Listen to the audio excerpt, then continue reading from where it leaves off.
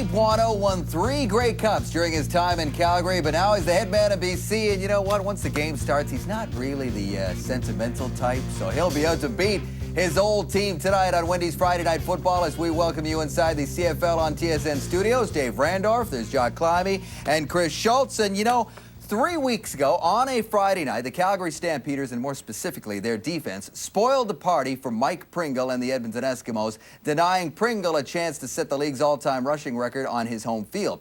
Tonight, they'll be out to do the exact same thing, spoiling the party and keeping the BC Lions from winning or tying, Schultz, their franchise record 9th straight win. You know, the BC Lions better take the Calgary Stampeders seriously in this game, not so much because of the competition level, but because of what happened last Saturday night. It was an overtime game, and it was a physically punishing game against the Edmonton Eskimos. There were a lot of players on both sides that paid a price in that individual game. So all of a sudden, you're seeing these Lions players really being spent during that week, and all of a sudden you got to go from a mentality of playing the best within your division to the worst within your division. The number one thing about the players, you got to self-check yourself if you are emotionally ready to play. I think they will be, but it's an important issue. Yeah, and for the Calgary Stampeders, I talked at the opening show about what they got to do now at this point in the season, ironing out the kinks and developing an identity and everything else. And, you know, they've made some mistakes this season that's cost them at least 2 or 3 football games. I'm talking about things like running out of time at the end of a half when you have a chance to kick a field goal. I'm talking about fumbling the ball with under a minute to go when you have the lead.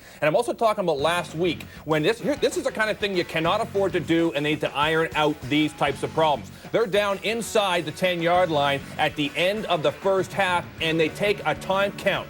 Under 3 minutes to go, loss of down. They had to settle for a field goal, and they lost the game by a point. So what does that tell you? You can't afford these types of penalties. You can't afford these types of mistakes, and Calgary now has to focus, Dave, on making sure that they can win those kind of football games. And that's Crandall, who's got some experience. There's certainly more experience than the other guy tonight, Casey Printers.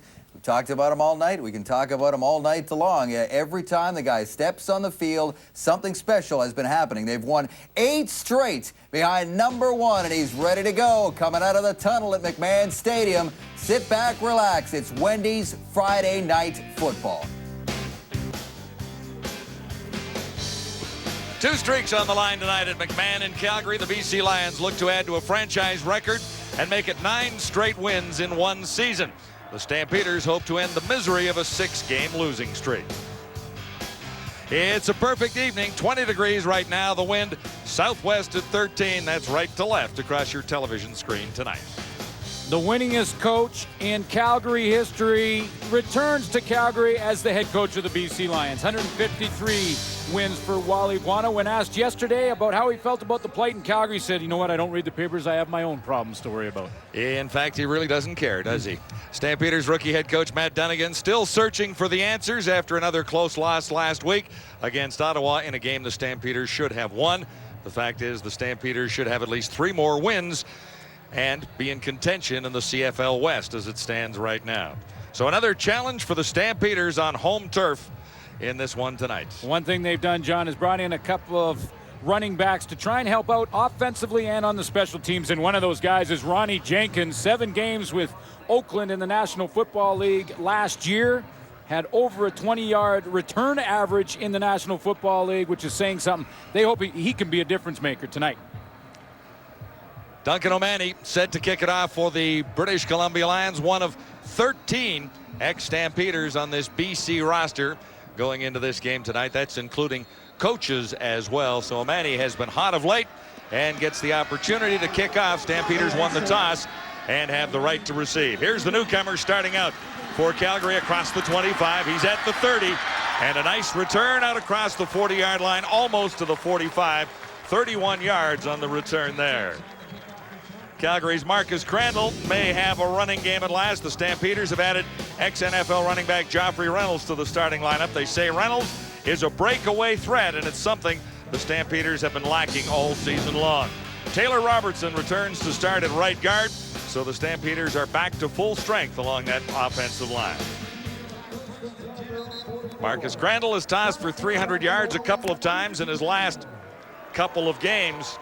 However, he is still unable to solve the mystery of trying to win for this Calgary Stampeder football team, at least in recent times. Well, John, 3 of his last 4 starts for Marcus Crandall has been over 300 yards. All 3 of those games losses. And when he has had some success throwing the football, they bogged down in the green zone. They're hoping that this is the other running back in Joffrey Reynolds out of Houston. And, you know, when you watch a running back in college, and they're always standouts in order to be playing at the pro level, they're standouts in college, all of them. But Joffrey Reynolds against East Carolina, 300 yards rushing in 1 game and 4 touchdowns. So he shows that breakaway ability. Something the Stampeders have lacked all season long is a running game. They average just 44 yards per game on the season so far, and that is last, number 9 in the Canadian Football League. So the running game is something that becomes a little more important at this time of the year, but it's really been important for the Stampeders all season long. Well, the one thing Matt Dunnigan hopes that it will do, if he can get a running game going here, he will keep 2 of the hottest players in Canadian football off the field for the BC Lions, Casey Printers and G. Roy Simon. And that's the key to a running game. If you can control the football, steal that time of possession battle, then the other offense stays off the field. Stampeders moved the ball well last week against Ottawa, but couldn't push it into the end zone frequently enough and lost the game. This is first down, and this is the newcomer, as Reynolds has a couple. Joffrey Reynolds just 2 yards there. Defensive front 7 for the BC Lions, led emotionally by Carl Kidd. He has 3 sacks, he has an interception, he has a fumble recovery, but it's his leadership that's most important to that BC defense. Dante Marsh struggled a little bit last week versus Edmonton, but had a big comeback in overtime, made some big plays that made the difference in the secondary for the BC Lions. And actually, when they spot the ball for Reynolds, it's a gain of less than a yard. So from the shotgun, Crandall has this one batted down. It's up for grabs. And no Stampeder in the area can come up with it. Racing over to try and pull that one down was Danny Montana. Tipped by Carl Kidd. Trying to get the ball out there quickly. Marcus Crandall to his left. The ball will be batted down. And defensive linemen are always taught, if you can't get to the quarterback because it's too quick of a throw, put your hands up. And that time Carl Kidd not only put his hands up, but he jumped in the air to knock that one down.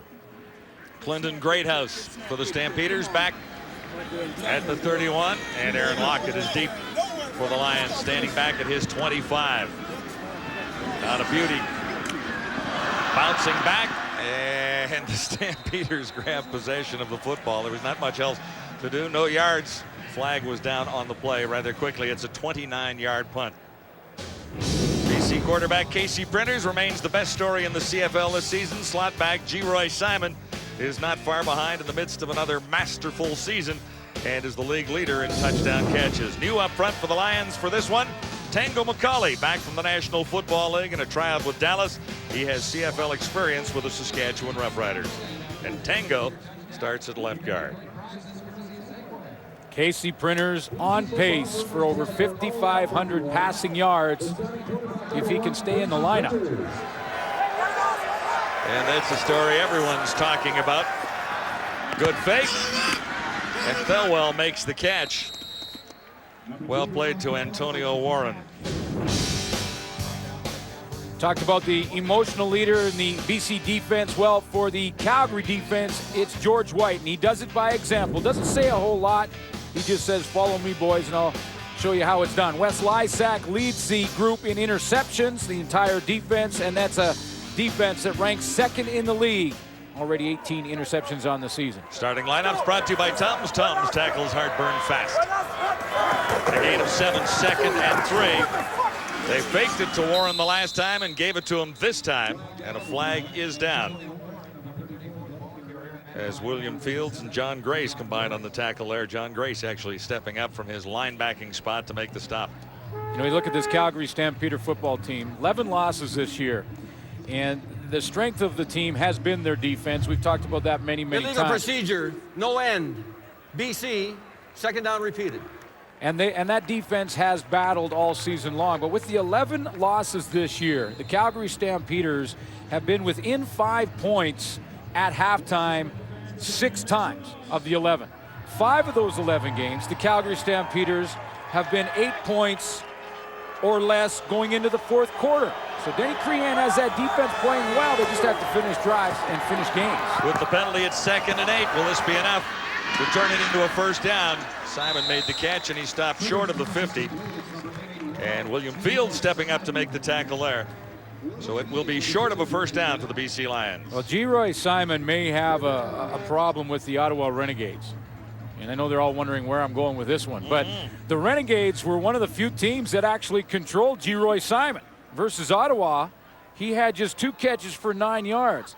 Other than that, Geroy Simon has been on a pace to break Alan Pitt's record for yardage in a single season. And he had a nice evening against this Calgary team in the overtime game a few weeks back. 9 catches for 149 yards against the Stampeders.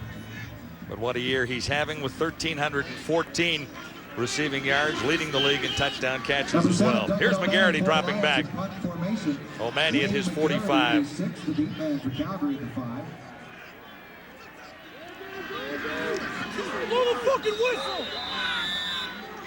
John, just to finish with that, Geroy, he can still catch Alan Pitts. Geroy Simon right now, even with the 1 bad game with the Renegades, by his standards, to just 9 yards.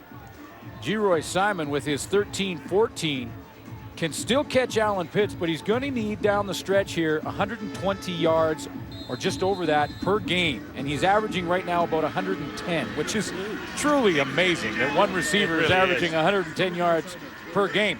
But if he can bump that up by about 11 yards per game, he will catch Alan Pitts, of course, the former great Calgary Stampeder.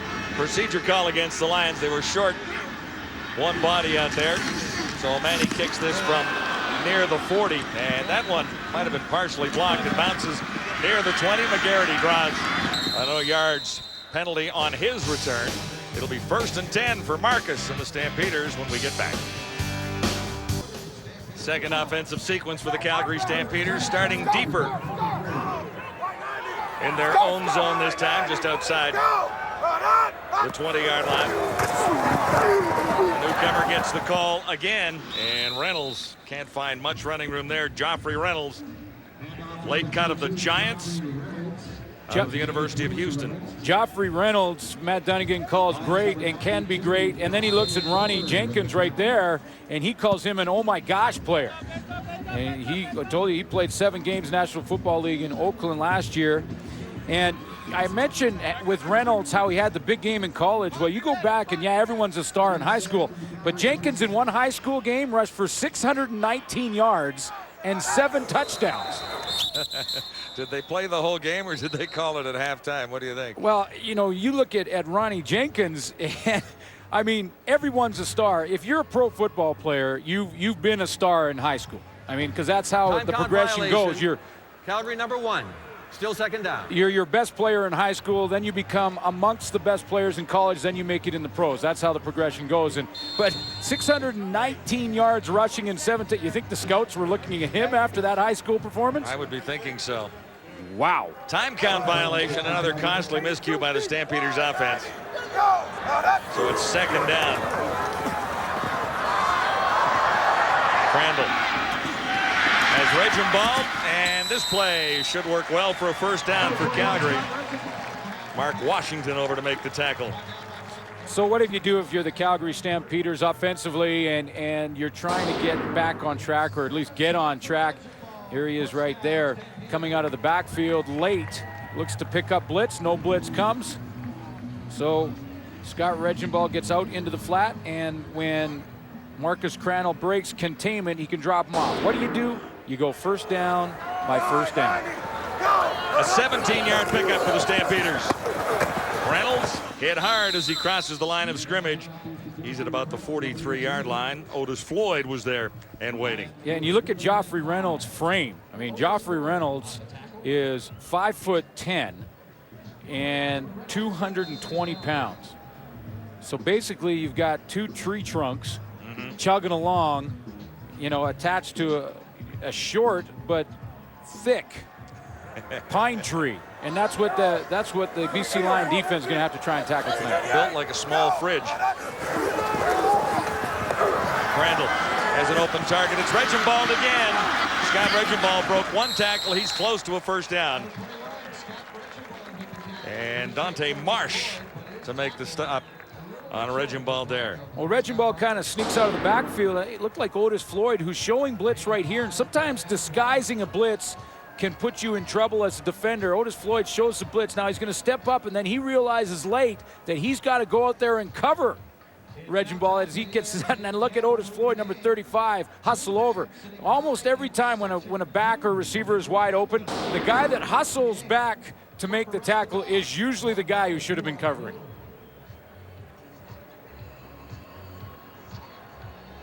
Close enough to measure, and that's how close the Stampeders are to a first down. Just a couple of links away. Well, you can argue that the BC Lions, for what they're asked to do, who has the best linebacking core in the Canadian Football League? That's an interesting question. Really, the strength of the Canadian Football League. Wally Buono loves his group. I mean, Baron Simpson in the middle between Carl Kidd and Otis Floyd. He said, for what we asked them to do, I think they're the best. But then you look at the Calgary linebacking core, well, you can make an argument for them, and let's not forget Montreal. I'm not going to go all the way down the list, but it's the strength of the Canadian Football League is right at linebacker. Little doubt about that. This is third down. Stampeders are gambling on third and inches. Go, 190. 190. Go. Randall himself, no flags anywhere, and they'll move the sticks. So newcomer Joffrey Reynolds gets a chance to get up close and personal with Baron Simpson, Carl Kidd, and Otis Floyd. Maybe most, in particular, it'll be Baron Simpson in the middle, because Baron Simpson, you see, with his 50 tackles, he's the run stopper. Otis Floyd out there, he'll come on the blitz. That's why he has 5 sacks. And then you have Carl Kidd, who does a little bit of everything. Simpson had a great game against the Eskimos last week, and what a game that was. 288. Go. With the Lions prevailing in overtime. And it's not that easy running against this BC Lion defense for the newcomer Joffrey Reynolds. But, you got to love what Joffrey Reynolds was doing down there. He had 3-4 linebackers holding him up, and those tree stumps never stopped churning. I mean, and this is what the head coach is looking to see if Joffrey Reynolds. Remember, Joffrey Reynolds still has Victor Ike around. He was the running back before these guys arrived. And Ronnie Jenkins, because he's only been here 3 days, he won't play much on offense, but there's a competition going on right now. Great extra effort turns it into a 4-yard gain when he was stopped initially, or at least slowed down. 2nd and 6. Crandall play action, and he can't find his target on the near side. Looking for McGarity coming back. Yeah, that play only works for Marcus Crandall if you fool the defensive lineman, in this case, Mook Tebenyo. And if you can fool Tebenyo into thinking that this is going to be a running play, and he bites on that, you got a chance. Watch number 90, swim move over the top, and he wasn't fooled at all. Marcus Crandall on his heels has to just throw it away. Clinton Greathouse is in, and Aaron Lockett is deep for the Lions. Back inside the BC 20.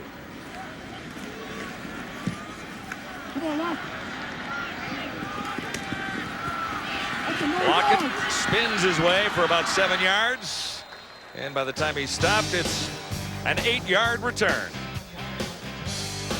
It's Wendy's Friday Night Football, still zeros on the board. Down at the Lions bench, Heath Brown.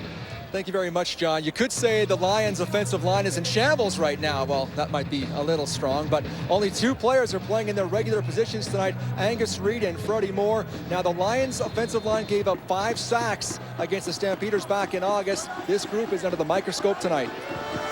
Here are the Lions on a first down. Nice play action fake by Casey Printers. And he's got his man sliding out of the backfield, stopped short of a first down. Well, Lyle Green. If there is a question mark for Wally Buono, it is that offensive line with Tango McCulley in there. Now, maybe the most important guy now will be Angus Reid, the center, because McCulley has CFL experience in Saskatchewan, but he doesn't know the offense. And Freddie Moore playing to his left at tackle, he doesn't say a word out there. So now it's up to Angus Reid to get them all straight. Quiet is an understatement when they talk about Freddie Moore. 2nd and 5. This will be good for a first down. Paris Jackson making his first catch, and he's out across the 40 and stopped by Joey Bosse. Well, and Paris Jackson's in the lineup because of the changes they've had to make up front in the offensive line. So when you look at an offensive line, and Chris Schultz will tell you this, one of the most important factors is their communication skills. So Angus Reid now has to call the defense he sees. Then he has to make sure to his left, Tango McCulley knows what he's doing. Look at McCulley. He's saying, what do I got on this play? And Freddie Moore won't say a word. That was the first down for the Lions in this game so far. Antonio Warren stumbles forward. Yeah, and Antonio Warren is the guy that's hoping that those guys up front get it together in a hurry. Because, you know, Antonio Warren, he will benefit if the guys up front, they get their jobs done and they're blocking the right guys. So see Angus Reid, he makes a key block right there on Brian Clark to give Antonio Warren a little bit of a crease up there. And that was good for a 5-yard gain. 2nd and 5 Lions. Shy of the BC 50. Pitch to Warren going to the left side. And this will be close. Demetrius Maxey playing his 2nd game as a Stampeder on his 2nd tour of duty in Calgary, making the tackle there. Yeah, and Antonio Warren, John, in his last 5 games has been the difference for the BC Lions. I mean, you know, KC Printers has captivated the imagination of the entire country and all the football fans, but the workhorse in this offense has been Antonio Warren. Maybe doesn't get enough credit. 517 yards in his last 5. In his last 4, he's averaging over 100 yards a game. You get 100 yards out of your running back, it makes life a lot easier for your quarterback no matter what year of experience he's in. And when Wally Buono decided to go away from Calvin Anderson and make Antonio Warren his #1 back, you know, there's a reason Wally Buono has won as many games as he has. Well, wear and tear on Calvin Anderson through those 10 spectacular seasons, part of the reason that he's out of football at this time. And up for the first down, and it's Antonio Warren again. This is his best round of the night. It will be for a first down just shy of the 45-yard line. George White making the stop on Antonio Warren there.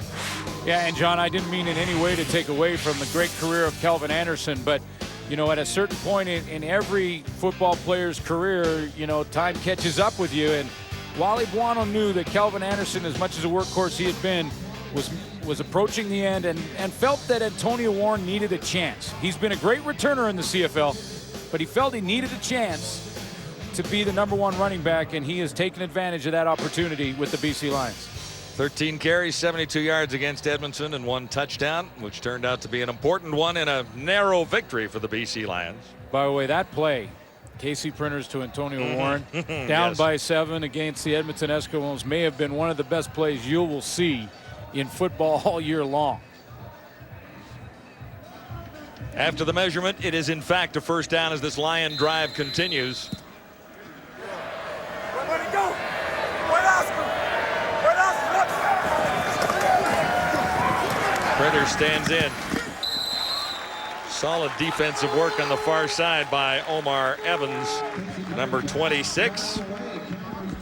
Yeah, he does a nice job of breaking on this football because he's going to be back here out of the picture, basically playing in his own defense. And when he gets the out route, watch out. See, you can see him drop out. He has to turn his hips to respect the speed of Frank Catolo, and then great catch-up speed to close that gap and get his hands on the football.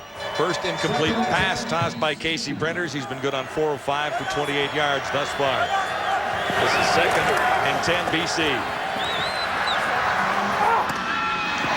Paris Jackson, this will be a Lions first down. Jackson stopped at the 32. John, I've been real interested to watch Paris Jackson get a chance to play. I mean, Paris Jackson has not had an opportunity because of the great receiving core, Chris Brazel, but because of the injuries and the fact that Wally Buono had to go with an import offensive lineman, one more up there, now he has to change the ratio, and that's what gives Paris Jackson an opportunity to crack this lineup. He's got big play potential. It's tough cracking this Lion receiving core, though, isn't it? On first down, Printers looks toward the end zone, and maybe that's just about as brilliant as it can get. Ryan Thelwell going down, and it looked like that ball was headed into the turf, but Thelwell makes the catch in the end zone right on the Stampeders' S. Well, it's straight man-to-man coverage, and Geroy Simon and Ryan Thelwell both going deep on the play. So now Casey Printers has his choice. Which guy do I go to? Geroy Simon, the inside route, or do I go to the outside to Thelwell? A little bit tougher throw, but look at the position that Ryan Thelwell had. He was inside of William Fields and closer to the quarterback than the defensive back, and he could fight him off for the football. Tough to cover any better than William Fields did on that play.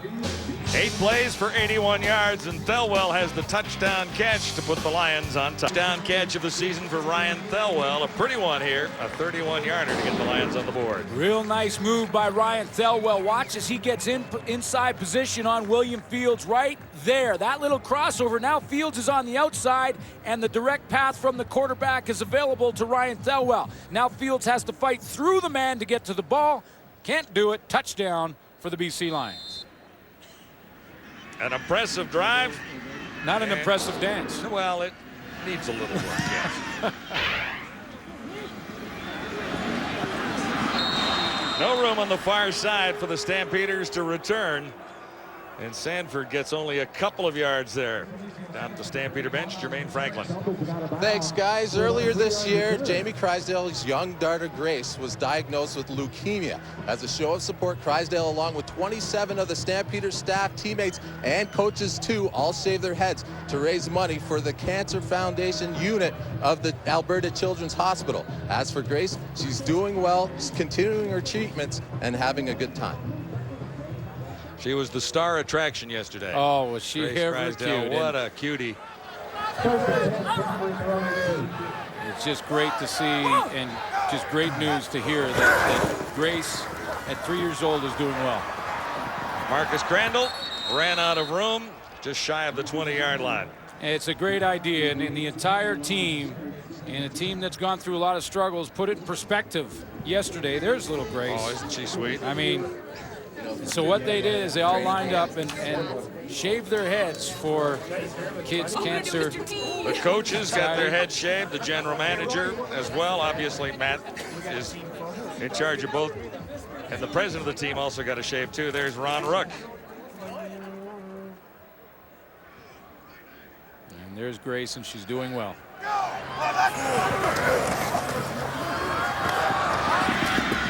Crandall one-hopped at that time, so contributions are still being accepted as a result of yesterday's Shave Your Lid for a Kid promotion put on by the Cancer Society of Alberta. Go to www.kidscancercare.ab.ca and link under special events to sponsor your favorite Stampeder player or coach. As mentioned, there were 27 guys who got shaved yesterday, and Dunnigan went right down to the wood. Yeah, oh yeah, and his thing was, guys, let's put it in perspective. At the end of the day, it is just a game as much as we have a passion for it, and let's put it in perspective. Check your egos at the door and get your head shaved.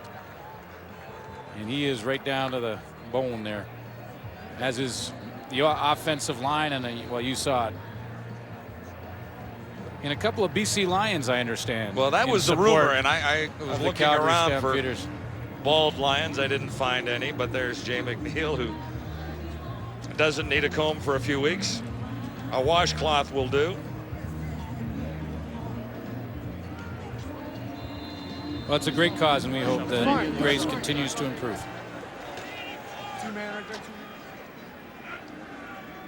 After the penalty, the Stampeders kicking from the end zone. Greathouse gets away his best. It's out near midfield at the 55. This is Lockett for the Lions. And slipped as he crossed the 50-yard line. Chamberlain pinned him there. Great position again, beginning outside the 45. Nice run again for Antonio Warren. You know, and as strong as this defense for the Calgary Stampeders has been this year, they have struggled a little along the ground. I mean, they give up around 103 yards per game on the ground. Now, that's sort of by design, because the nature of the 34 defense with 3 down linemen and 4 linebackers is such that you will be a little susceptible to the run. But you'll be a big play defense when it comes to throwing the ball, and that's what Calgary's been. Maxey made the stop, but not before Antonio Warren picked up 10 for the first down. Almost a one-hander is Cutolo. Got only 1 man on the ball and couldn't bring it in. So what does Demetrius Maxey bring as they just try and continue to strengthen this Calgary defense? Well, you look at his career numbers, and you have 52 quarterback sacks. You also have a player in Demetrius Maxey who has 3 Grey Cup rings. 1 with Baltimore and 2 with the Argos in later years. Yeah, and that kind of experience you can't measure. 2nd and 10 Lions. Little heat on Printers, got it away, no problem. Claremont makes the catch. And Lysak, Wes Lysak, the safety, got over to make the stop. You know, as the season goes on, you start talking about player awards and who is deserving of nominations from their teams. And a lot of people have been saying because Ben Cahoon is way out ahead as far as catches goes that he's a lock to be the outstanding Canadian this year. Well, I think you have to consider Jason Claremont. Jason Claremont may not have as many catches as Ben Cahoon does, but Jason Claremont is asked to do other things too. From the 25, it's first down for the Lions on the final play of the opening quarter. Antonio Warren for about 3, and in the grasp there of Brian Clark. No penalties, so that will be the final play of the opening quarter with the Lions on top of the Stampeders, 7-0. At the quarter, brought to you by Reebok, the only brand that hangs in every CFL locker. BC Lions with a 7-0 lead over the Calgary Stampeders. Casey Printer's 29th touchdown pass of the season. Schultz, again, the placement of that ball. Again, it's razor sharp, and we can talk about the whole Dickinson Printers thing all night long. But let's talk about other guys on that offense. And Glenn touched on it. Warren has been kind of in the shadow of Printers. You know, Dave, Antonio Warren, in a lot of ways, he's the last element of BC's offense that they have to get to a high efficiency level to have something truly special. And if you look at the way he runs, the authority, he makes that one decision on an opportunity, and he takes it. Why is that so important? Because if you can influence coverage, by having a great running attack, you can do whatever you want to do offensively. If Antonio Warren keeps having those 100-yard games, he's got 3 of them, that adds to this potential for BC to go all the way. Yeah, BC's playing great football so far tonight. And, you know, Calgary, if they're going to win this football game, needs a lot from their offense. And I saw a little bit, actually, from the first quarter. And here's Scott Reginbald right here. And I love what he does on this play. It's 2nd and 6. And you're going to see him sneak out of the backfield, fake like he blocks, Ole, and here comes the screen. Now watch this. I talk about yak yards, but it's not yards after the catch. It's yards after contact. And there's the contact, and he goes another 6 yards minus 3 inches in order to give Calgary an opportunity, which they then did to convert on 3rd and inches. I love that kind of effort. Yak yards, David. Yards after contact, baby. Well, when you're 6'3" and 200 plus. 45. Yeah, 245, Reginbald. Get there, buddy. You better be getting those yak yards. Had some yak yards, too, David. 7-0 BC leads. Welcome back to McMahon. Camera 5, Bill Bavold. Moon over Bill Bavold tonight. All he needs up there is a glass of red, and it would be a rather romantic setting, wouldn't it? That's nice. Let's hope doesn't have one, though, up there. Got to keep that camera straight for a while. The intended receiver was Antonio Warren. The Stampeders came with a bunch. And here are the numbers after the opening quarter.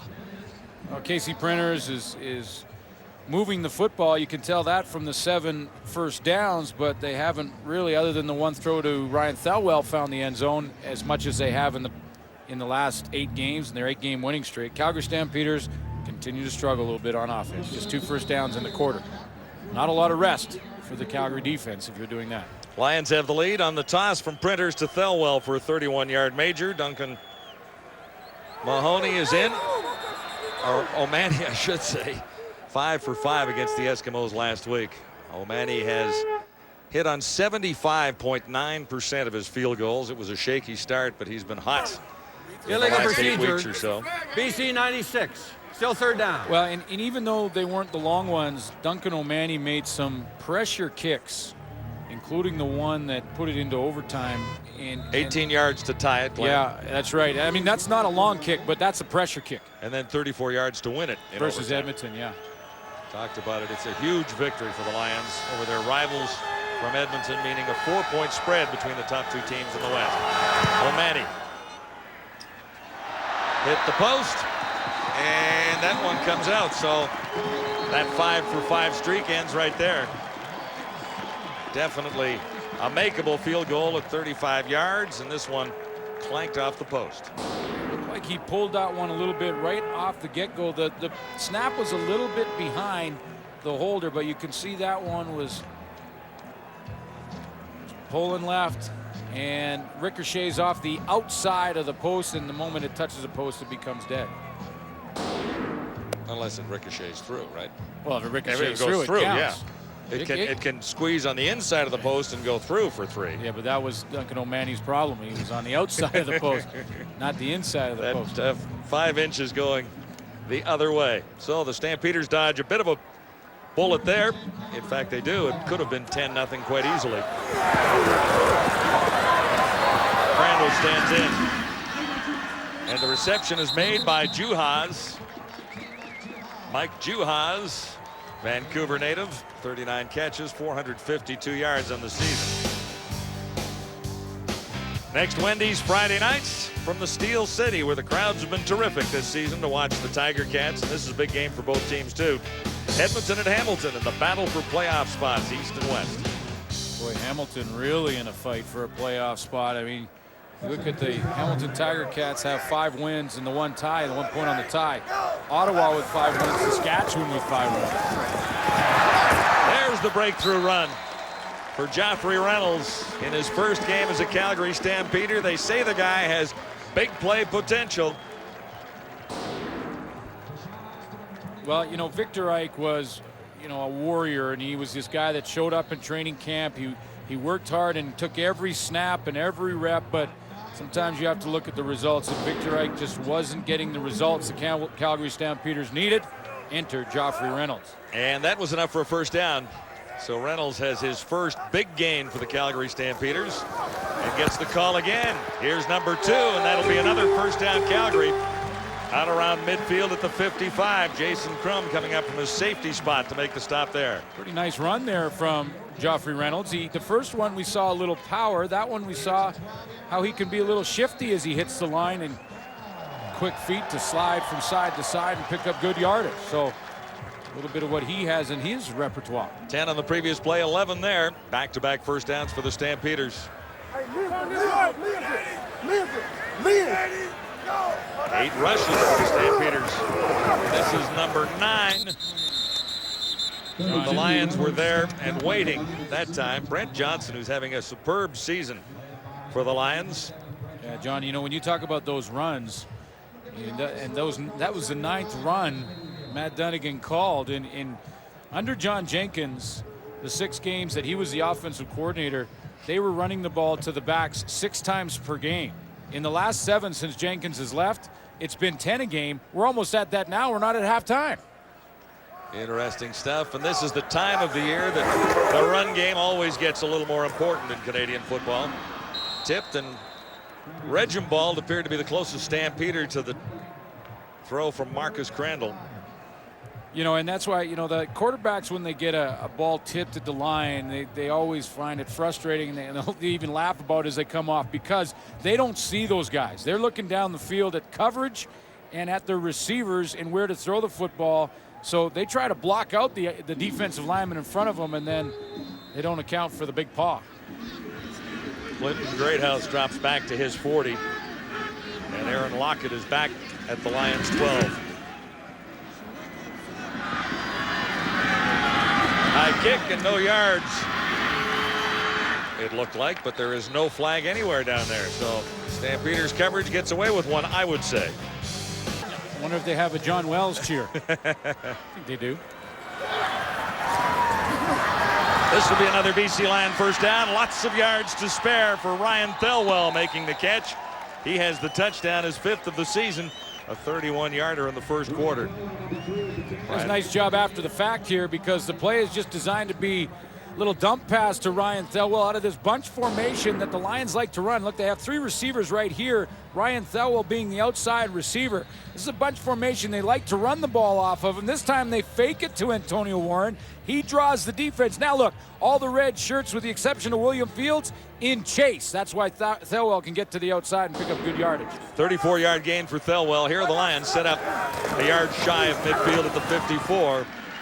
Antonio Warren, and not much there. Warren with 4 rushing touchdowns on the season.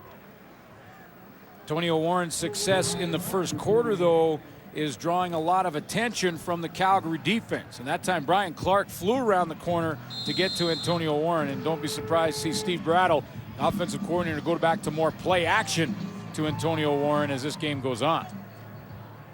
6th carry for Warren, his longest 10 yards at McMahon tonight. 9:49 till halftime. Printers from the shotgun. He's dangerous when he gets outside, and John Grace was there to track him down for the Stampeders. You know, as much success as Casey Printers has had, he will be the first to tell you that he had his problems against this Calgary defense the first time they played. And trying to figure out the 34 was very difficult for Casey Printers. In fact, he admitted to being confused at times. Now, the first time they played, Calgary defense knocked him out. You see right in there, hidden in beside the goalpost, is John Grace. But this Calgary defense knocked him out of the game twice. First meeting. Stampeders have forced the Lions into a punting situation. The charge was on O'Mani, lucky to get it away. Nick Lewis for the Stampeders. Load at the 25, still going. He's got the 45, 47, still on his feet. Nick Lewis lost the ball. And who's going to come up with it here? Stampeders all around. The Lions say they have it. And the Lions will get a turnover there. It was a nice 40-yard return, but it ends in disaster for the Stampeders. Because Nick Lewis did a nice job, second and third effort, and then it was stripped of the football by Lyle Green. Turnover goes to Casey Printers. And it's a first down for the Lions just inside or outside the 50.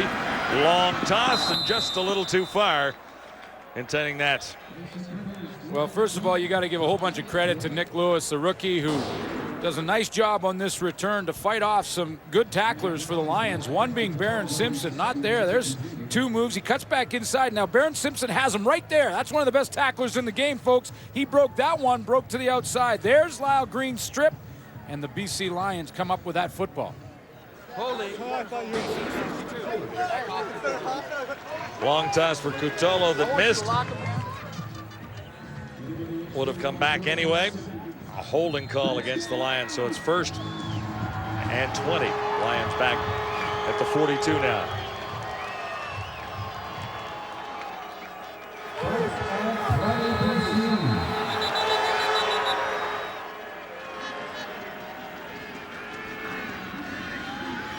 Come on, sing! Casey Printers having an outstanding season with 29 touchdown passes tossed now. Goes back against the grain. This is his favorite target tonight. Thelwell with 1 score for a major this evening. 31-yard catch, and Bose making the tackle there. John, the receiving corps takes its turn being the #1 guy on the night. Geroy Simon has led the way all season long, but you can see how Claremont, Thelwell, Cutolo's got, what does he have, 8 touchdowns on the season as well. And there's Chris Brazo, who has to miss this game. He's healthy, but he has to miss it because of a ratio change. So who do you pick? Casey Printers has a good problem when he tries to distribute the football. This is 2nd down. And Printers is down. He was sacked 5 times by the Stampeders in the last game, and John Grace celebrates one there. Yeah, and see, one of the things with the 34 is that when you do get pressure on an athletic quarterback who can run like Casey Printers, you have linebackers chasing him rather than defensive linemen chasing him. And linebackers are more agile and quicker to the football. So rather than have defensive linemen in a 40 defense chasing down a running quarterback like Printers, now you have linebackers. And we've seen John Grace make a couple of big plays. 2 sacks for John Grace. So far tonight, 7:27 till halftime. O'Mani faced a little pressure last time, angles this one away from McGarity, who will have no chance to return as it rolls out at the 22. John Grace, after the turnover, dodge another bullet. The problem for Calgary has been on offense and scoring touchdowns, with just 5 in the last 6 games.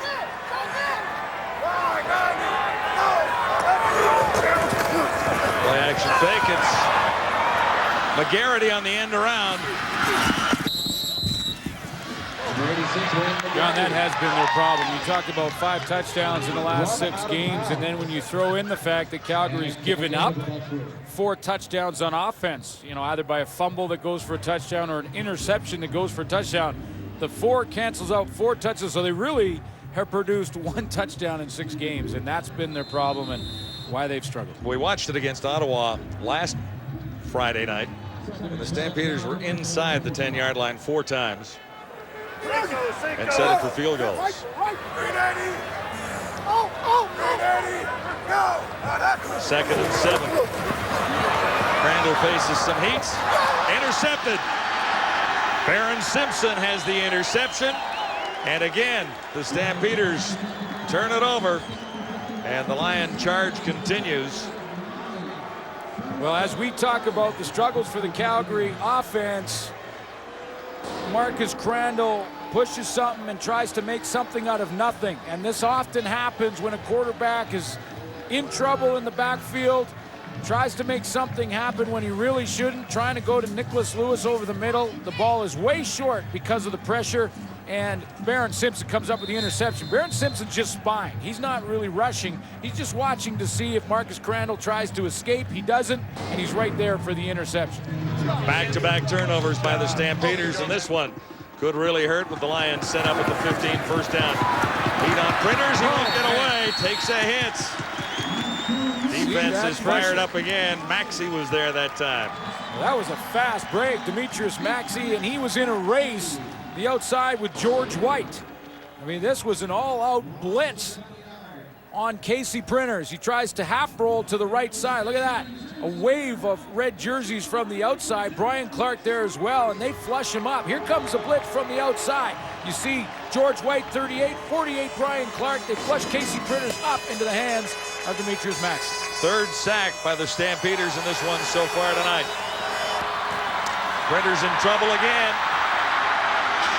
May not get away. He doesn't. Fleming finally tracked him down, so that's 4 sacks as the Stampeder defense continues the charge on Casey Printers, who struggled against this Stampeder team the last time they met back on August 21st here at McMahon. Well, it's been suggested that Matt Dunnigan has lost the football team here in Calgary after the struggles they've gone through. I would suggest that has not happened when you watch this defense play. I mean, they could easily, in this situation after a turnover, they could have just folded the tent and allowed Printers to go ahead and move it into the end zone, and they keep fighting. And a team that keeps fighting like this has not given up on their head coach. John Grace almost had his 3rd sack of the game, but in fact it goes to Joe Fleming. So Grace has 2, Maxey has 1, Fleming celebrates another. For Fleming, his 4th on the season, and Casey Printers has struggled against this defense in Calgary a couple of times now. Joe Fleming said yesterday that he presented Casey Printers with a couple of looks that he has not seen, didn't see in that game, hadn't seen previous, and hasn't seen since. Still causing Casey Printers some problems back there. Duncan O'Mahony put one off the post on his first attempt. This will be spotted just inside the 40-yard line. Now we'll see who was offside here, because it may be a longer kick. It's against the Lions, and O'Mahony moves it back. Illegal procedure, BC 65. Still 3rd down. Now the good news for Duncan O'Mahony is that this time he's in the middle. The one he ricocheted off the post, he was on the hash mark. That's the good news. The bad news is every 5 yards you go back, those goalposts shrink, and they shrink in a big way. This drive from the 44 for O'Mahony with the Lions leading 7-0. And this is a low line drive. Stampeders will take it out. McGarity. Wayne McGarity. This guy can fly. McGarity at midfield looking for one more block, and he won't get it. as Crum goes over to make the tackle and save the touchdown with a little help from Duncan O'Mahony, who missed the field goal. Jason Crum, an emerging star for the BC Lions, saved the touchdown here. Well, really did. Second effort. He's the holder on field goals, and he was the only guy back to make that tackle and did.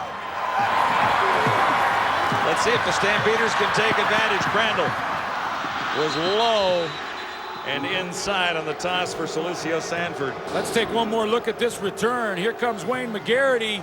He makes a couple of moves initially, breaks to his left, and then watch the red jerseys that get in front. And I talk about rubber ducks. Well, rubber ducky, we got ourselves a convoy, because here they come. The convoy of red jerseys. Only one guy, Jason Crum, with a chance to save this touchdown, and he makes a tackle with two blockers around him. That's great effort from Jason Crum. Or else the Stampeders are still celebrating, and so are their fans, instead of looking at 2nd and 10 for Marcus Crandall here in tight coverage. And the catch is made by Montana, or Andre Arlane, number 88. Well, if the Calgary Stampeders cannot punch it in offensively after the Wayne McGarity play, these fans may just come out of their seats. Well, they were booing the first incompletion after the interception, or after the return, I should say. Yeah, and they're going to be short, so they're going to have to kick a field goal. I mean, this is why that play by Jason Crum is so big. With the way the Calgary Stampeders have played offensively when it gets to the green zone, that tackle just took 4 points right off the board. Clinton Greathouse will have it spotted. 27. And he's got one, so the Stampeders are on the board after a 95-yard setup on that great return. On offense especially. We've seen their defense, but bring in the running backs. That's the first step. The next step, and the biggest one for this Calgary football team, will be at the quarterback position. Well, and find a way to finish. I mean, great opportunity after a superb 95-yard return.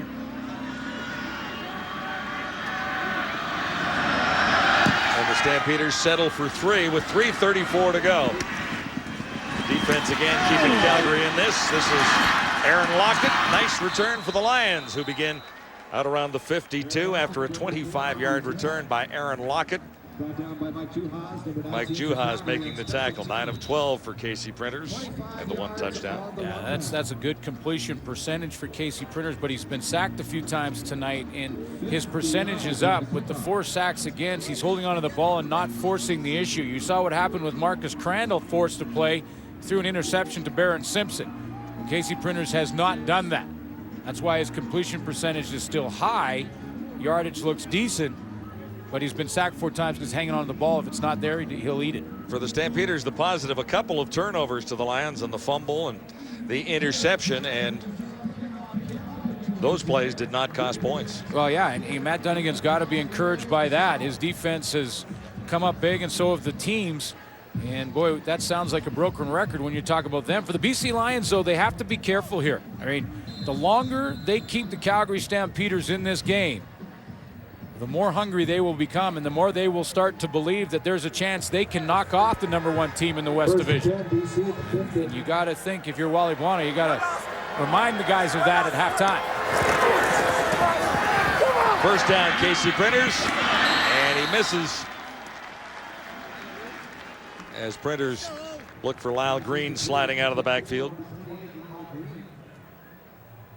You look at Casey Printers' completion percentage over the season, and look at that, 67.1, just behind Jason Moss, but not by much. And that's saying something when you consider Casey Printers, oh, by the way, is 23 years old. And 3 times as many touchdowns tossed as interceptions. I mean, that is a remarkable story, as well as the 8-game win streak that he has these BC Lions on right now. 2nd and 10, Printers stands in and fires near side. He'll get a first down out of the completion to Paris Jackson at the 40. It's a veteran play from Paris Jackson, who comes back to the football only in his 3rd year, but he worked his way back and made a nice catch. 3 minutes till halftime, and the Lions will think over what's up next. Studio for the boys. New house, yes. Yeah. Very classy. In the backfield, stuffed. Play. And the defense continues to be the story. Demetrius Maxey puts the stop on Antonio Warren right there. You know, one of the things that Matt Dunnigan was criticized early on was the trade he made with the Ottawa Renegades, and the key to that trade maybe for Matt Dunnigan was John Grace, and John Grace makes yet another play for the Calgary defense. And that trade was Grace, Fred Perry, Romero Miller, Seth Dittman for Marlboro, Ellis, Shortino, and then some picks. So it looks pretty good for Cal. You can argue both sides, but John Grace makes it look good for Matt Dunnigan. Definitely in form tonight. Here's an interception. It's rebounded to George White. Stampeders have an escort for White. Still going. Can he take it all the way? Yes, he does. That's the play that the Stampeders have been looking for. The offense struggles and the defense comes through. KC Printers intercepted there, and George White takes it all the way home. Yeah, and you talked about the BC Lions, and something that they had to be concerned about was keeping the Calgary Stampeders close. Because when a team is struggling, if they get a chance to start to believe, watch out. It's been a rather soft year for Quick Six, too. The Stampeder touchdown horse. Not too many revolutions around McMahon Stadium. When you looked at this game heading in, you felt that the Calgary Stampeders to win had to get a score out of their defense. Well, they just did.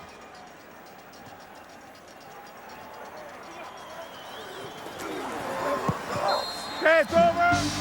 So the Stampeders lead the BC Lions by 3. George White still gasping for oxygen on the sideline there after an 84-yard interception return for the touchdown to put the Stampeders on top. Well, Milo Lewis is going to make the play. Brian Clark comes here on a blitz, and because Milo Lewis knows it's a blitz from his defense, he can play a little more aggressively down the field. So he jumps this one, keeps that backhand away, gets his hand on it. George White comes up with the tip, and away he goes. Now George White has the convoy.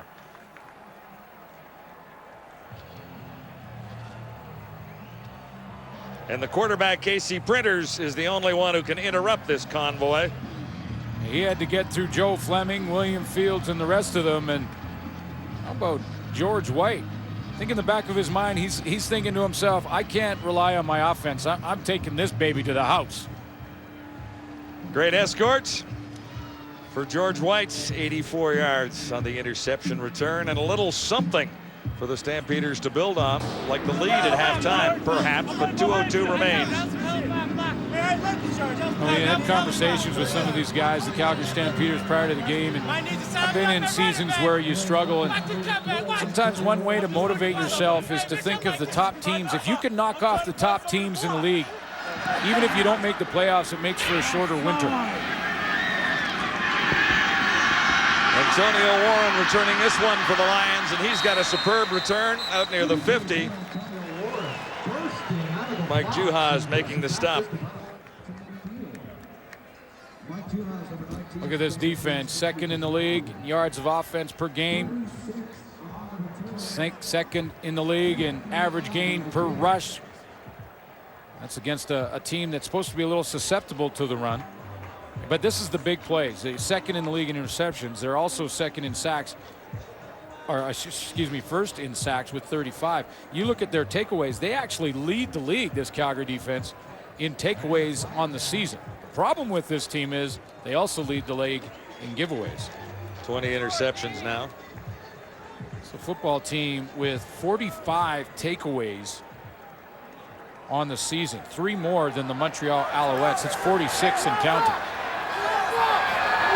So a penalty on the return. The Lions begin deep 47. in their own zone, and the Stampeders come up with a loose ball on the exchange. Joe Fleming has it. 47 and counting. And here they are in range again. Another takeaway for the Calgary Stampeders defense.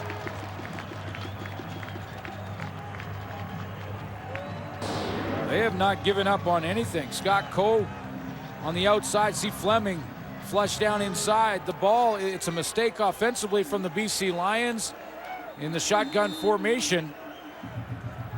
KC Printers never ever saw the football, so he never had a chance at it. So here the Stampeders set up at the 23 of the BC Lions, a chance to get to the end zone. on back-to-back occasions after George White's touchdown. This is the newcomer at running back. And Joffrey Reynolds has a couple.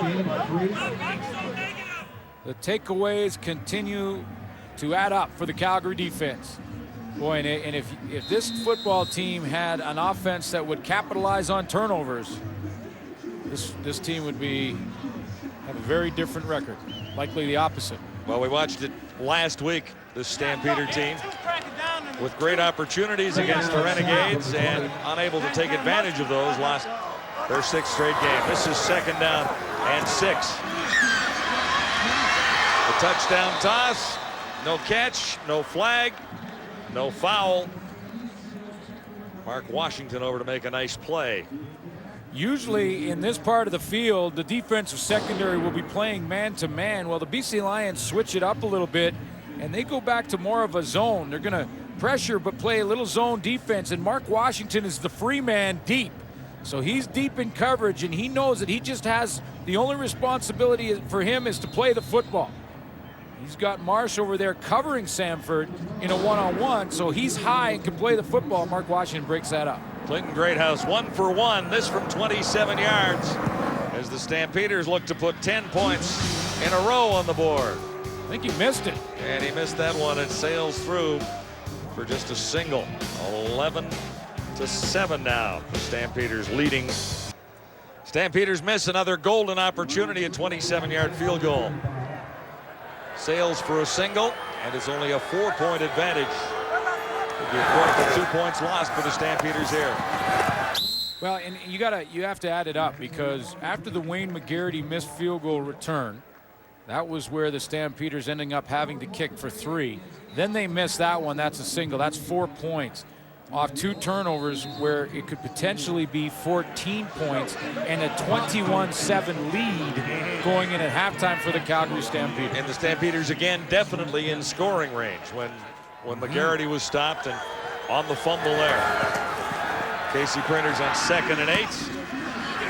And he'll get a first down here as Paris Jackson spins and gets the extra yards necessary. And Paris Jackson's going to become a nice possession receiver in the CFL. That's his 4th catch, and getting a chance to play and showing what he can do. He's a big target, and he's smart enough to find those holes in the zone defense like he did right there. Graduate of Carson Graham High School in North Vancouver. Carson Graham, is that famous? I think it was. That's G. Roy Simon, who is very famous and should have a first down there.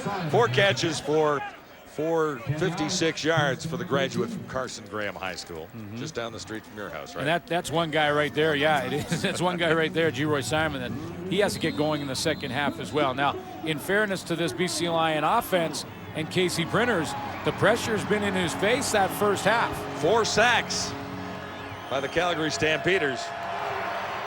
And the Lions have the 1 touchdown, a 31-yard toss from Printers to Thelwell. Looking back fairly early in the game. More pressure on Printers here, and they almost get to him again. The pass to Antonio Warren is into his shoe tops. John, this is really a combination of things, I believe, for the BC Lions. One is they're playing against that good 34 defense in Calgary, but the other is the changes we talked about earlier on the offensive line. And when Wally Buono was asked, well, why take Brazel and that deep threat out of the lineup, he said, you know, if you can't protect the quarterback, it doesn't matter who you have at receiver. They're not going to be able to throw it from their back. That's one thing that the Stampeders have forced the Lions into, and protecting the quarterback has not been easy thus far in this one. Printers escapes. Flags are down as Printers crosses the 35 and gets to about the 41. George White over to make the tackle. Now the flag is down deep in the Stampeder secondary. Now the one thing I noticed different there from Casey Printers is the fact that when he decided to run, he didn't run to throw this time. With the quickness of the Calgary linebackers and what they've shown in this first half, he was running early on to throw the football, looking downfield, sort of hesitating. That time, he took it down, put it under his arm, and was gone. And maybe that's one adjustment that Casey Printers might have to make. This could be costly for Calgary with 24 Illegal seconds to contact go. on a receiver. Calgary 31. Penalties declined. First down.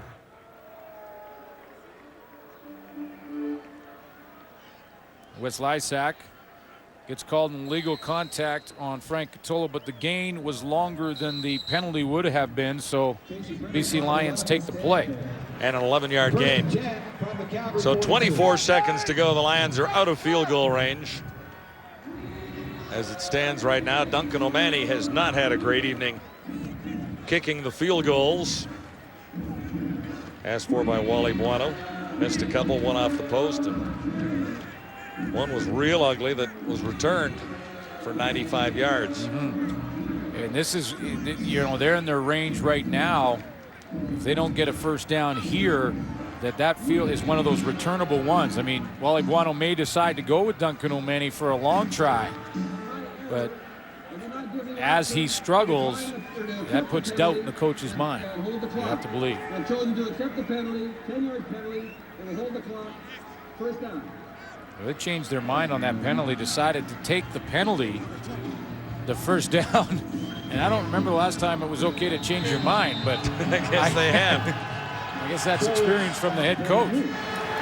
Here's Casey Printers with 23 seconds to go. And that one was there, but Paris Jackson couldn't hang on. Yeah, and you see the versatility of the linebackers for the Calgary Stampeders. I mean, we've seen the pressure come from George White, the pressure from Brian Clark. And this time you're going to see a different side of Brian Clark, because Paris Jackson needs to work to the middle. He works around the first one. That's George White. And look at the athletic ability from Brian Clark. Against the flow, dives, gets his hands on that football. 19 seconds till halftime. Stampeders lead it by 4.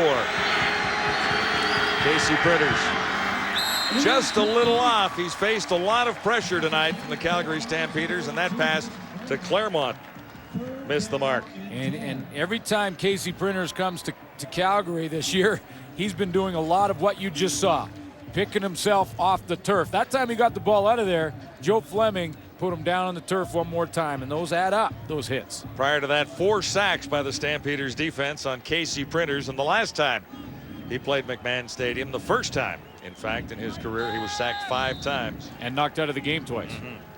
And could not finish the game, but the Lions came back to win it in overtime. They won't even think about a field goal from this distance.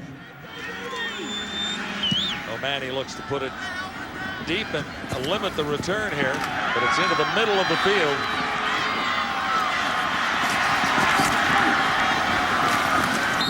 Nicholas Lewis for 30 yards on the return with 1 second on the clock.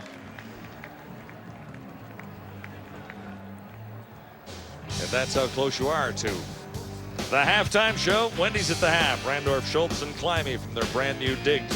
Anything in an effort to try and make those 3 look a little better. Well, it's new lighting in there too, it's right? new lighting and a new set. Trying to just any way we can help them out. Well, I think that's fair. Yeah. An ongoing effort. Well, suits, yes. Suits, ties, we, try and do that too. That's a bit of a challenge. Cover me! Cover me! 1 second to go. 1 play left for the Calgary Stampeders. They might as well try and do something with this. A long toss. No one is home, and is not intercepted on the far side by the BC Lions as Dante Marsh went up, got his hands on it, but it didn't matter much anyway. Stampeders lead by 4. 11-7, and they might have had a bigger lead on Wally Buono and the Lions. And welcome back into the CFL studios. Dave Rand over there is John Climby, Chris Schultz. 11-7, 7 points at the half of the BC Lions. You got to go all the way back to week 4. The last time the Lions had just 7 points at the half. That was against the Eskimos, and that just happened to be the last time they lost a game. You know what Matt's got to figure out how to do? Keep his defense on the field for the entire time. Play offense and defense. Go back to defense. But you don't want those offensive guys touching the football necessarily, but maybe what you want to do is tell Marcus Crandall to take a knee twice, punt it, get your defense on the field so they can start attacking, and that's what they're doing. They are playing great football. They're fun to watch, and I want to show you an example of when a defense is flying around. BC makes the mistake of going to a double tight end set. And what you get here is the first penetration by John Grace. And there he is. He's one guy who's in the backfield. And if you got one guy in the backfield, you're doing pretty well. But how about Demetrius Maxey right here? He's going to take a little jab step, swim move, and knife it up through as well. And he gets in the backfield. So you got two guys attacking in the backfield. They're all over him. This is a great defense to watch, because with those four linebackers running around, and now the addition of Demetrius Maxey, Schultz, yeah, they're attacking. They're not bad. Left, right, and Printers, you can see it now, eh?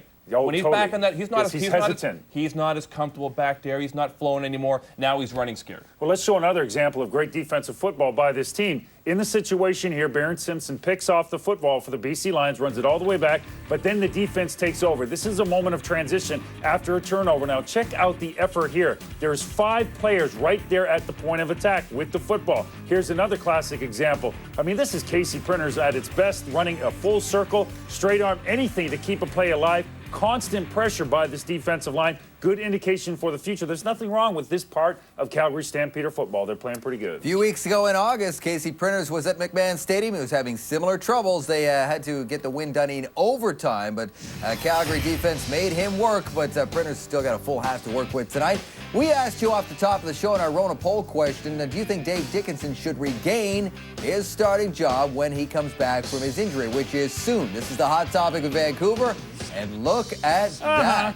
72%. You guys voted. I really care with your cell phone. Schultz and Randorf. With the Toronto situation in the East. Well, it's a really important time in the Canadian Football League, because this Friday will be the 1st of October. That means you got 1 month until the playoffs. And a team like Toronto, they've got to get it together. They've lost the last 3. But you know, really the important issue here is the older players on the team have to make the younger players accountable in one area of focus. If you get into the playoffs, it is so easy to get ready for a game. But the difference between Ottawa and Toronto and Hamilton will be if those veteran players stand up and say, guys, we got 30 days to make a playoff run.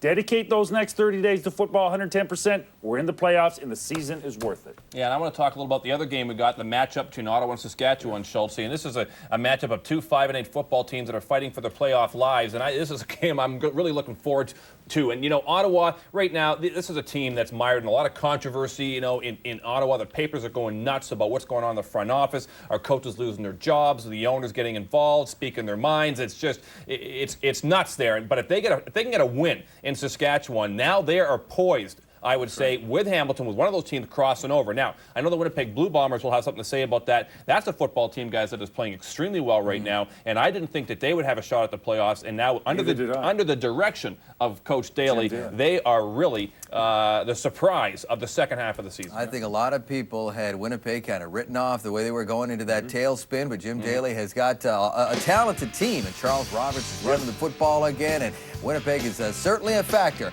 as are the BC Lions whenever they are playing, and Ryan Thelwell has the lone touchdown for the Lions so far, but they trail these Stampeders. By Molson Canadian, I am Canadian. Dave, so am I, and proud of it. Look at those numbers on the left-hand side. Offensively, BC has had some success, but the defense of Calgary Stampeders is keeping them in the game. Dave, you can win a game by playing great defense. Calgary's got to do that. And Matt Dunnigan has the lead at the half. He spoke with our Jermaine Franklin. Matt, great effort by your defense in the first half. Those guys are spectacular, you know. Yeah, we can't score offensively. His defense is doing it for us. But, you know, just a yeoman's effort by those guys, just getting after it. It's fun to watch. You mentioned the offense. How do you get them going for the second half? You know, I think, hey, we're so close, Jermaine. I feel like we're so close from breaking away. There's a couple of things we can do out there that can make a difference for us. We'll talk about it at halftime. Hopefully come out here and be more productive in the second half. Thanks, Coach. Appreciate it. Nice talking to you. I'm just the second guy. That's right. See, we always usually interview the guy who's trailing at the half second. So a nice little bonus for Dunnigan tonight on Friday Night Football. Yeah, they do have the lead. 1, 2, 3, 7. Well, we're all pumped up to party, and we're ready for a fight. Come on, kick back, relax. It's Friday Night Football tonight. Matt Dunnigan has the lead at halftime. Let's go down to the BC bench. Here's Heath Brown with the Lions head coach. Wally, a lot of changes on the offensive line. You guys need some better pass protection in the second half. Well, they're right now taking it to us, and we knew it was going to be tough, and we knew our offense was going to be challenged. Right now, we're not meeting the challenge. And any adjustments made? Well, the adjustments are made. You're going to have to block. I mean, right now, we got to pick up their pressure. Casey's got to relax and throw the football. Thank you. Okay. Getting a little crusty down there. Well, Buono has never lost to his old team, the Calgary Stampeders. Yeah, and you could see there was some urgency in his voice, and he looked like that was a very stern talking to his team at halftime. And the message to the entire team, it appears, for Wally Buono to the BC Lions was start blocking. And Buono's BC Lions 3-0 against his old team, the Calgary Stampeders. But the Stampeders have the lead at halftime, 11-7 on the Lions. No headset. The Calgary kickoff. Aaron Lockett for the Lions. Upended and flying to about the 40-yard line. Wes Robertson leading the charge of tacklers there. Calgary Stampeders are ahead in this football game thanks to their defense and special teams, and you can see that when you look at the numbers from Marcus Crandall. Again, just 39 yards passing, has not found the end zone. Casey Printers is kind of a interesting evening because he's been pressured, he's been hit a ton, but if you look at his numbers, he's on his way to 300 yards passing. And he's been sacked 4 times. Yeah.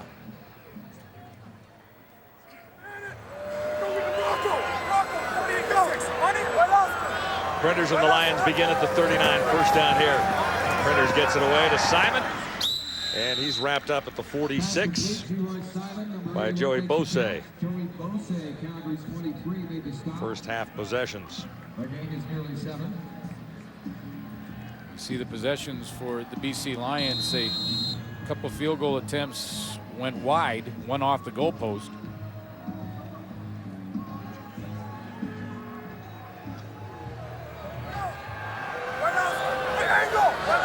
This will be 2nd and 5.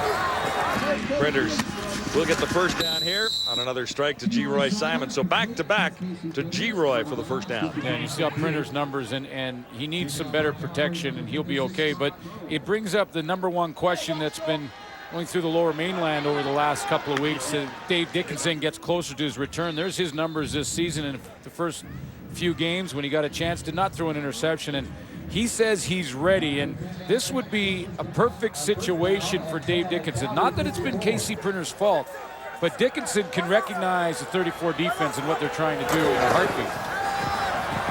Little shovel pass and into a pile of Stampeder jerseys. Antonio Warren held onto the ball, luckily so, I'd say. Well, and it'll be a good scenario for Wally Buono and the BC Lions. Now, the reason they don't want to dress Dave Dickinson right now and make him the #3 is that he loses 2 rehab days on that leg as it continues to improve if they dress him just to stand on the sideline as #3. I think that's a great decision from Wally Buono. He's going to be dressed when he's ready to play. But in a scenario like this, Buono would have the choice to go to Dickinson for a series or 2, switch it up. Loss of 3, 2nd and 13. More heat on Printers, got it away, and he'll get a first down here. Well, maybe not. It'll be that close to a first down as a little yardage was lost. Scott Coe creating the problem there for Claremont. And John, we asked Wally Buono at halftime, what about adjustments? Well, in the first 3 plays, it appears offensively the adjustments for the BC Lions are to run under patterns, curls. That's been the 3rd curl in a row.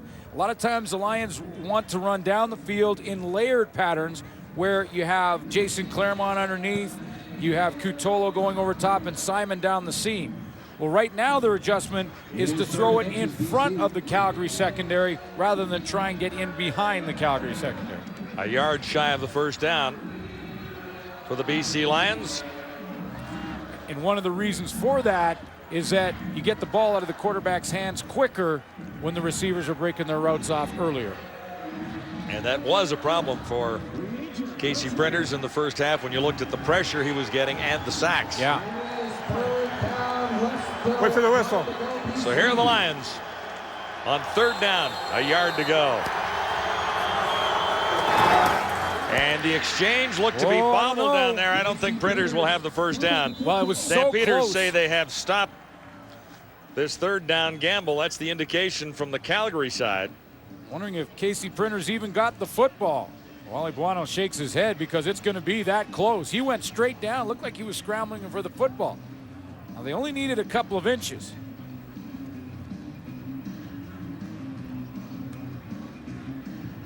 Well, close enough to take a closer look here. Yeah, they're going to bring it in. I mean, when you looked at the down marker, it might have been closer or further away than Wally Buono thought. I mean, you saw Casey Printers go right down. They're going to have to come out and measure this one. That's the old groundhog play. See down markers. The down marker, that third down marker was right next to the first down. They just got it by the length of the football. And I'm wondering if Wally Buono looked at that marker like I did and thought, that's only a few inches to go. It was actually a little longer than that. And he wanted to get that measured and just gets the first down. That was some tense moments there for Wally Buono. So this Lion drive will continue inside the Calgary 45 at the 43. Printers shotgun. More heat. Printers got it away and no catch. And another Claremont bruise. the target. No catch and another bruise for Casey Printers. This time the bruise dealt by Garrett Smith. He's at the top of your screen, and nice move on the outside. He's working on Freddie Moore, and he pulls down Printers after the fact. He goes down. Every time he hits the ground, those hits add up. Even though that wasn't a huge one, they add up. You talked about it earlier that Printers was actually forced out of the game twice the last time the Lions played McMahon Stadium. And Spurgeon Wynn actually came in and engineered the BC victory in overtime. This is 2nd and 10. Printers lets one go, and Simon was in triple coverage there as he stepped in front of that and couldn't hang on.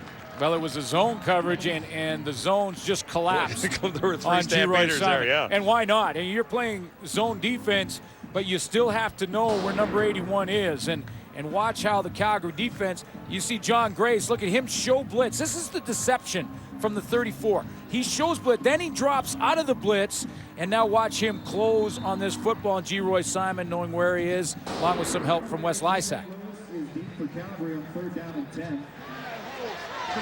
Simon a couple of catches on the drive, but he couldn't hang on to that. So O'Mani across the 55 to get this away. Angling it away from Lewis, and what a kick.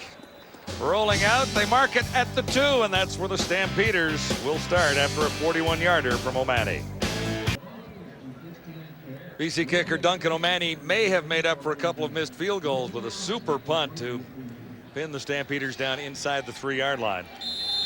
Marcus Crandall struggled in the first half and has just the 108 yards to go to find the end zone on this drive.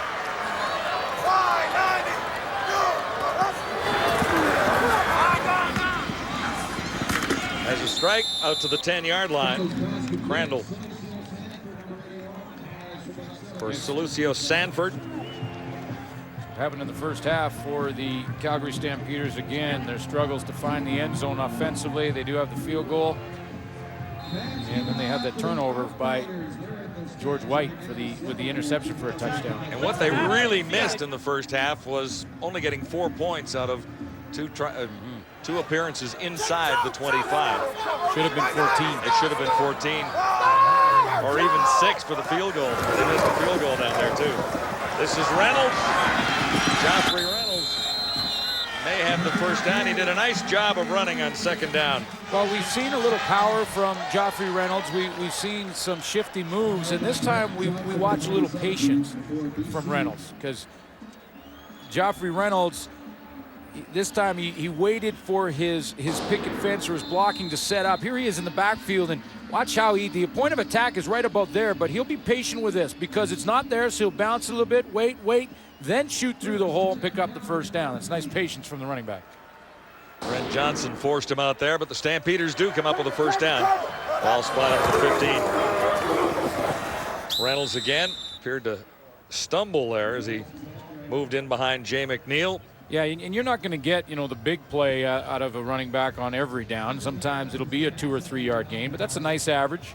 And, he hasn't broken free just yet. But the one thing when you watch Joffrey Reynolds is the fact that you get the feeling the potential is there. And you didn't see that with Victor Ike. Missing his Y there is in fact Reynolds. He's been hit a few times. Knocking the letters right off him. This is 2nd and 9.5. And the coverage a little too tight on the toss. You know, this is a pretty good throw from Marcus Crandall. I mean, the coverage is right there from Sam Young, no question.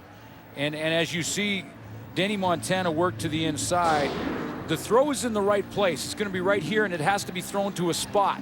Now the question is, who wins the race? Denny Montana or Young?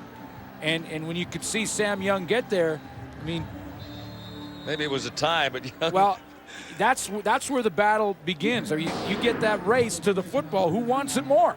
Sam Young wanted more and won the race. Nice kick from Clinton Greathouse out across midfield, and that's where the return ends up by Aaron Lockett, a 7-yarder, first down BC when we get back. Welcome back. John Grace leads the Purelator sack parade in Calgary with 70. He has 2 tonight. Stampeders have 35 and move into top spot ahead of Montreal as a result of that. For every sack, Purelator contributes the quarterback's weight in food to the local food bank. Purelator, Canada's biggest courier company. John Grace has been all over the field tonight. First down for the Lions. They were penalized on the return. And Grace was there to meet Antonio Warren. And that was his best play. That's how you play linebacker. For the kids watching this game, you want to be a linebacker? Watch this play from Grace. Here's number 7 right here. And you're going to have to watch him closely here. Watch him fill the hole. Smell it out. He sees the running back coming, and Antonio Warren, and he jumps up in that hole, sticks him right in the chest, brings him down. That's linebacker play. That's his best one. Limiting the gain to 2 yards, 2nd and 8 for KC Printers and the BC Lions. Printers stands in. He has Claremont, and that should be enough for the first down as Claremont is hit and goes over top of Scott Coe. You talk about the giveaway takeaways and how this Calgary defense now is leading the league in the takeaway department. And there is an interesting correlation when you look at the giveaway takeaway ratio. The top 4 teams in order by record, Montreal, BC, and Edmonton, also have, in that order, the best giveaway takeaway ratio. Every other team in the league is in the minus category. Here's Geroy Simon exploding down the near sideline. Plenty for a first down as he's inside the 40. And John, all the other teams are in the minus category. All the other teams in the league have a losing record. Correlation between the giveaway takeaway ratio and winning football games is obvious. And it's also obvious to see what kind of breakaway speed Geroy Simon has. Simon has been spotted more frequently by KC Printers here in the second half. And this for a 25-yard gain to set the Lions up inside the 40-yard line at the 38 of the Stampeders. Printers has time and escapes. KC Printers throwing on the run to the end zone. And look for Cutolo down there. Omar Evans does a nice job of making sure he maintains contact down the field with Frank Cutolo. Flag down at the line. Brian Clark was secondary contained on KC Printers at the other end of that play. And he's going to get a roughing the passer call. Here it comes. Clark recognizes Printers outside the pocket. 1, 2, 3, and a shoulder. No question that Brian Clark could have avoided that contact, if you want to call it contact. And after that, the Lions continue this drive as a result at the 23, first down BC. Printers onto the cover, and he missed his target that time. That's Carl Gourge going in as a tight end. So now is Brian Clark a little upset with that? Number 79, Carl Golders. Watch 48 come right down the middle, and then this time he goes, okay, no. This time I'll grab you and hold you. He held him up. Yeah. You're not going to fall down on me this time and draw a penalty. So this 2nd and 10 Lions. Stampeder 23. Big charges on Printers. He escapes the first wave of red jerseys. Throws back into the middle. And is it caught? Yes, he's got it. Cutolo had to catch it twice, and he's got it down near the 12-yard line. Wow, first of all, how does Casey Printers get out of this pressure? I mean, he's done it all season long, and we probably shouldn't be surprised anymore, but he is caught in the backfield here in the shotgun formation. Here comes Grace. Here comes Scott Coe. He's free. Look at that. Bounces outside. Somehow escapes the pressure. Now, at the other end, Cutolo will get rocked here. Ball pops up, and he catches it the second time. Omar Evans puts his shoulder right in Cutolo. Ball pops up in the air, but Cutolo keeps his concentration and brings it down. What a catch. That is enough for a first down for the BC Lions, looking at a 2nd and 10 play and turning it into a first down inside the 15 of the Stampeders. So Printers has made it to the end zone just once so far tonight. A 31-yard toss to Ryan Thelwell to complete an 81-yard drive. The Lions smell blood here, trailing 11-7 to the Stampeders. Standing in, and he missed his target, fired behind the intended receiver. It was Cutolo again. And he was limping. Casey Printers, I think he might have been stepped on as the pressure arrived that time. And he is still limping, favoring, I believe, the right leg. And the pressure is going to come from the top of your screen, right off the top corner. Again, it's Brian Clark inside. And George White, he jumps up, and there's where he trips on that right ankle. But he doesn't come out of the game. He doesn't go down, so he doesn't have to leave for 3 plays. Printers had a foot injury earlier in the season and played through it. This is 2nd and 10. Huge play for the Stampeder defense. Printers is outside. Flags are down, and Printers looks to the end zone and can't make a play. Looking for G. Simon in the coverage by William Fields. Quite a battle going on between Garrett Smith and Freddie Moore, and I think Freddie Moore is going to be called on the holding here. Garrett Smith was coming off the edge. And holding, BC 69. Penalties declined, 3rd down. And Moore has to basically tackle him. It's 69 versus 96 right up here on the top of your screen. Now, or to the right side, I should say. Now watch this move to the outside. Moore realizes he's losing this battle and then goes down on the back of the legs of Garrett Smith. Call that has to be made because that was the containment, and that's the reason that Casey Printers got outside.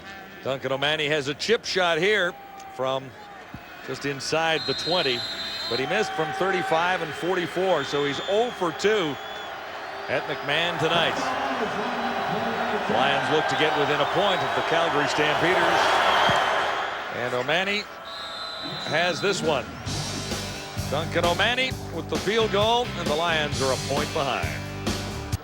Matt Dunnigan's Calgary Stampeders clinging to a narrow 1-point lead, 5:37 to play in the 3rd quarter. 46 or 47 stretch with the 803 or 903, right? Okay. Stampeders ready to accept the kickoff. And dropping deep this time, Ronnie Jenkins, who arrived in town 2 days ago. Gets his hands on the football for the first time, and Jenkins gets out to the 40-yard line. Jenkins, late of the Saints, also played for Oakland. And by the way, Oakland and Tampa Bay coming your way Sunday night on TSN. John Gruden goes back to Oakland, winless so far in the season. Those Bucks 0-2. Oakland at 1-1. A rematch of a Super Bowl from a couple of years ago. I don't know. Is it just me? I can't get my head around Warren Sapp as a Raider. I don't know. No. He just, all those years with Tampa, I don't know. Doesn't seem right. I bet it does in his bank account, though. Yeah, he'll be happy enough, I'm sure. Lewis makes a nice catch sliding out of the backfield. Well played by Marcus Crandall. Lewis is having a wonderful rookie year and should get some votes for that honor coming out of the West without question. Well, he should. And, had this been even Nick Lewis's 2nd year, then the Calgary Stampeders would have designed more plays to go to him earlier in the season. But he's on pace for 1,000 yards, has the 6 touchdowns, and has led the team in receiving in more than one game this season. 6 touchdowns. The Stampeders have not scored many touchdowns over their last 5 games or the last 6 games. But you know, offensively, a lot of people, John, have asked, well, what's wrong with Calgary's offense? And a lot of the pressure and the blame falls on the shoulders of the quarterback, always does. And probably too much of the success when a team wins falls on the quarterback's shoulders as well. But look at the receivers Marcus Crandall has to work with. First of all, they lost Albert Connell, their #1 receiver, for 3 straight weeks to start the season. Wayne McGarry has had a disappointing year, and I think he would admit that. And then Nick Lewis, your rookie, is your best receiver, and then after that you go to Denny Montana. I mean, intercepted. Oh boy. Simpson heads to the end zone. Barron Simpson will get there. Now there is a flag down there right is. at the line.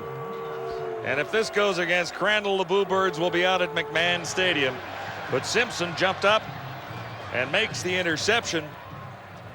And the Lions are going to be called for offside here. Whoa. So the Stampeders dodge one more. Wow. Cannon.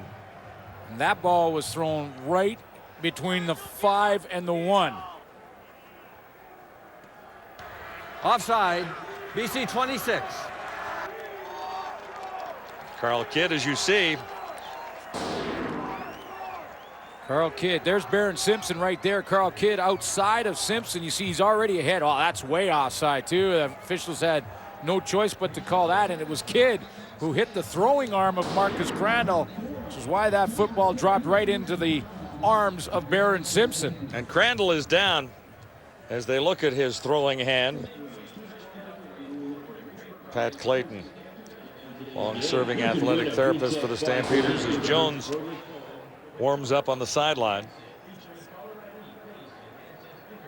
A lot of torque on that arm for the quarterback when he's moving forward like that, and that's why that ball just died. Carl Kidd hit Marcus Crandall. He grabbed that hand immediately. He's had some problems with the thumb for the last few weeks on that throwing hand, and that's why he's wearing the glove. That's actually. right, and he has it taped underneath that glove, and the glove gives him a little more, grip on the football with the tape on his thumb. So this isn't going to help matters. Well, quarterbacking has been the Stampeders' biggest problem on the season. And when you look back over the last 2 years, recruiting quarterbacks has not been the mainstay of the Calgary Stampeders. And, all of the turmoil surrounding this team last year, and the fact that they were unable to recruit quarterbacks with the boss's son in the quarterbacking rotation for a couple of years. I mean, that didn't help the Stampeders to try and find somebody and convince quarterbacks with a future in this league to come up and play. So here's Tommy Jones, and his first pass is complete. Scott Regenbald on 2nd down and 5. They're going to say he was down, and he will be short of the first down. But you're right, John. I mean, I agree with you that whole quarterback problem with the owner's son and Kevin Federick. trying to play him against the will of the head coach at that time, Jim Barker, and Jim Barker then doesn't build quarterbacks because of it. So you look at the Calgary Stampeders now, they're a couple years behind in the development of a young quarterback, and Jim Barker is still in town. But you can look at that another position that has been a problem, and that's running back. Jim Barker decided to bring in Lawrence Phillips. Lawrence Phillips put him behind in the running back position by a whole year. So when you look at it, was it Kevin Federick or Lawrence Phillips that actually cost Barker his job as the head coach of the Calgary Stampeders at the end of last year? Combination of both, yeah, I would think. I'd say so too. Starting quarterback Marcus Crandall of the Stampeders being tended to on the sideline. It's 1st and 10 BC. The Lions trail by a point, 11-10. Calgary has the lead with 3:04 to go in the 3rd quarter. Casey Britters drove for a field goal the last time he had his hands on the ball. And he has Thelwell, who was his #1 target in the first half. And Thelwell could maybe be a candidate for the player of the game. Rogers player of the game. Your world right now. You can use text messaging. So could John Grace. I like John Grace with a couple of sacks, and this one may come down to the wire.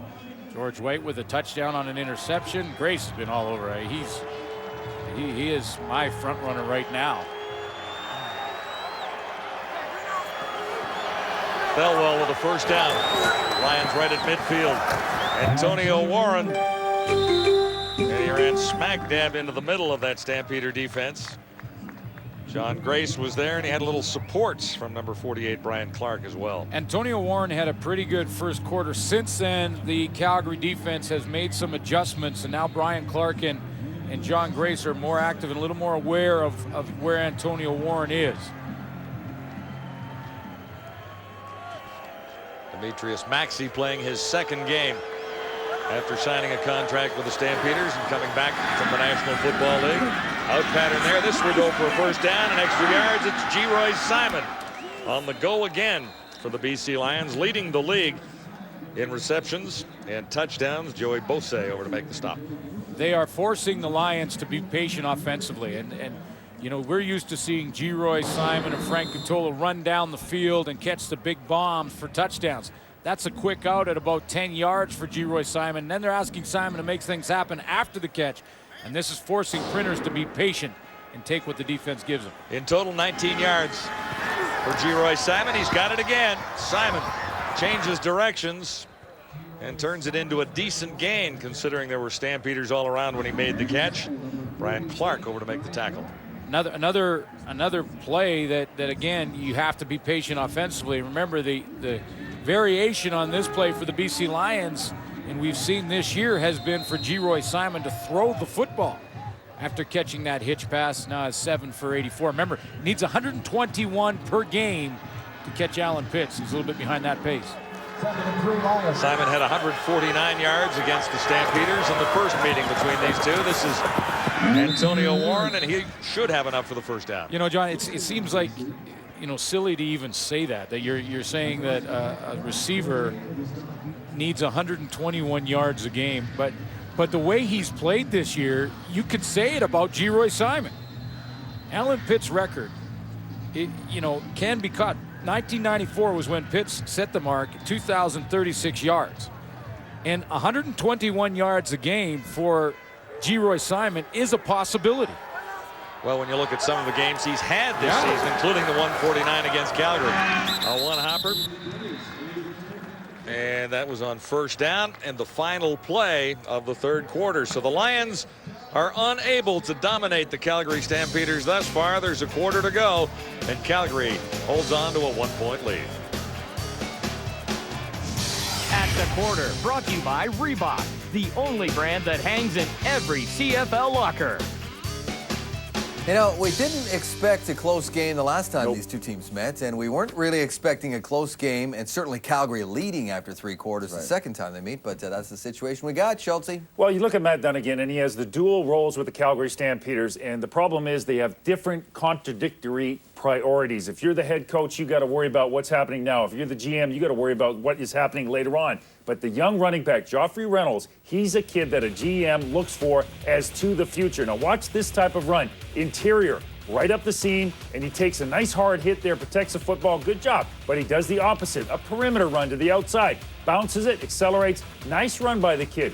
That's the type of kid that Matt Dunnigan has to find to take care of the future. Tight football game. Maybe they can get that running game going there, Jock. Yeah, Schultz, that leads right into my point in terms of what these two football teams need to do if they want to win this football game. And for Calgary, I think it's real easy. Reynolds, you've got to use this guy right now. He is giving you something Victor Reich did not give you. They got more yards already in three quarters of football they've had in weeks. So give this guy the football because that'll take pressure off Tommy Jones, who if he turns the ball over, will lose a game. For BC, keep letting Casey Printers drop straight back in the pocket. Then let him escape to the sides to buy himself time. You don't need to move the pocket with him. Calgary, they do need to move the pocket and run the football. Wally Buono has won 3 straight against his old team by a combined score of 103-29. It's going to be a lot closer tonight.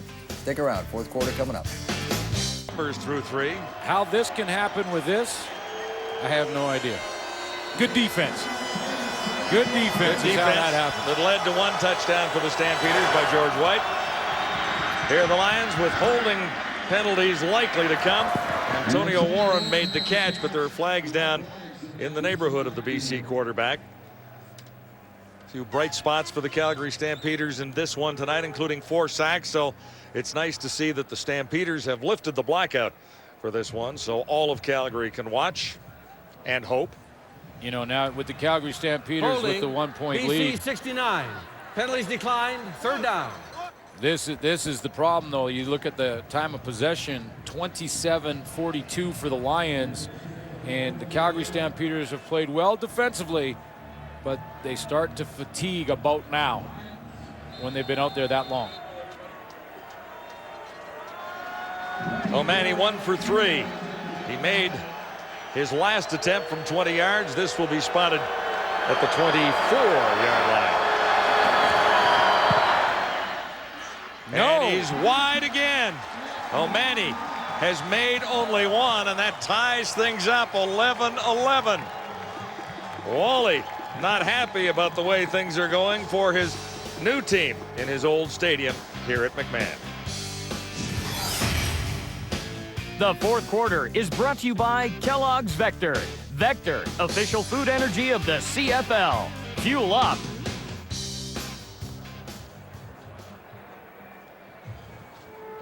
Well, how do you explain this? Well, you know what, John? I've been watching the snap to the hold, and Jason Crumb's the holder. He's had a lot of snaps come, high and hard. A couple come to the outside of that right knee. And I think the timing has just been off between the hold and the kick. And that's not to take, any of the blame away from Duncan O'Mahony. He's still got to make those kicks. Here's another new quarterback for the Stampeders, and that one is almost intercepted. Crum came up and broke it up. Michael Souza has not seen much playing time. 5 of 10 for 63 yards, no touchdowns, but then again, no interceptions for the rookie from Illinois State. But this goes under the category, John, of why not? Why not? At this point in time, you're hanging in against the best team in the West. You've seen Tommy Jones. You've seen during the season a bunch of Marcus Crandall. Why not? Give the kid a chance, see what he can do. Well, Crandall hasn't been able to get the Stampeders into the end zone. The only touchdown came from the defense.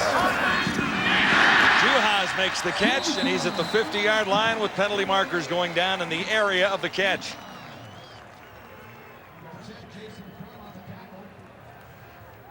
Well, we'll see. It looks like this may be coming back. Pretty good timing, though, from Michael Souza on that throw underneath to Mike Juhas. Pass interference. Calgary 86. That's McGarity away from the play, presumably. Well, I believe that Wayne McGarity was running the seam, and it was, I would say, get a good look at it right here. Here's McGarity. He's working on Deshaun Austin. We'll push there, and you see Juhas cuts underneath. So that's the old, is it a rub or is it a pick? The officials felt that that was a pick.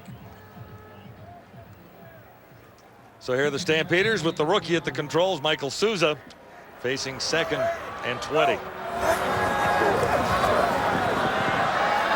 Has to escape, throwing on the run. He has Juhas again, and it'll be back to the original line of scrimmage, but that's all. Still a couple of positive moves for the rookie at quarterback. Yeah. He gets 10 back. Well, he does, and that's an important 10 yards in a close game like this, and I like his mobility. Shows a little bit of footwork to get out to the outside and throw on the run. So good timing on the last play that was called back on the pick, and that's a tough throw to make from Michael Souza, and he completes it right there, and that's could be valuable field position for Calgary. Fancy catch for Juhas. Still a kicking situation as Lockett drops deep for the BC Lions back near his 35. Aaron Lockett. Clinton Greathouse sails a nice one down inside the 20.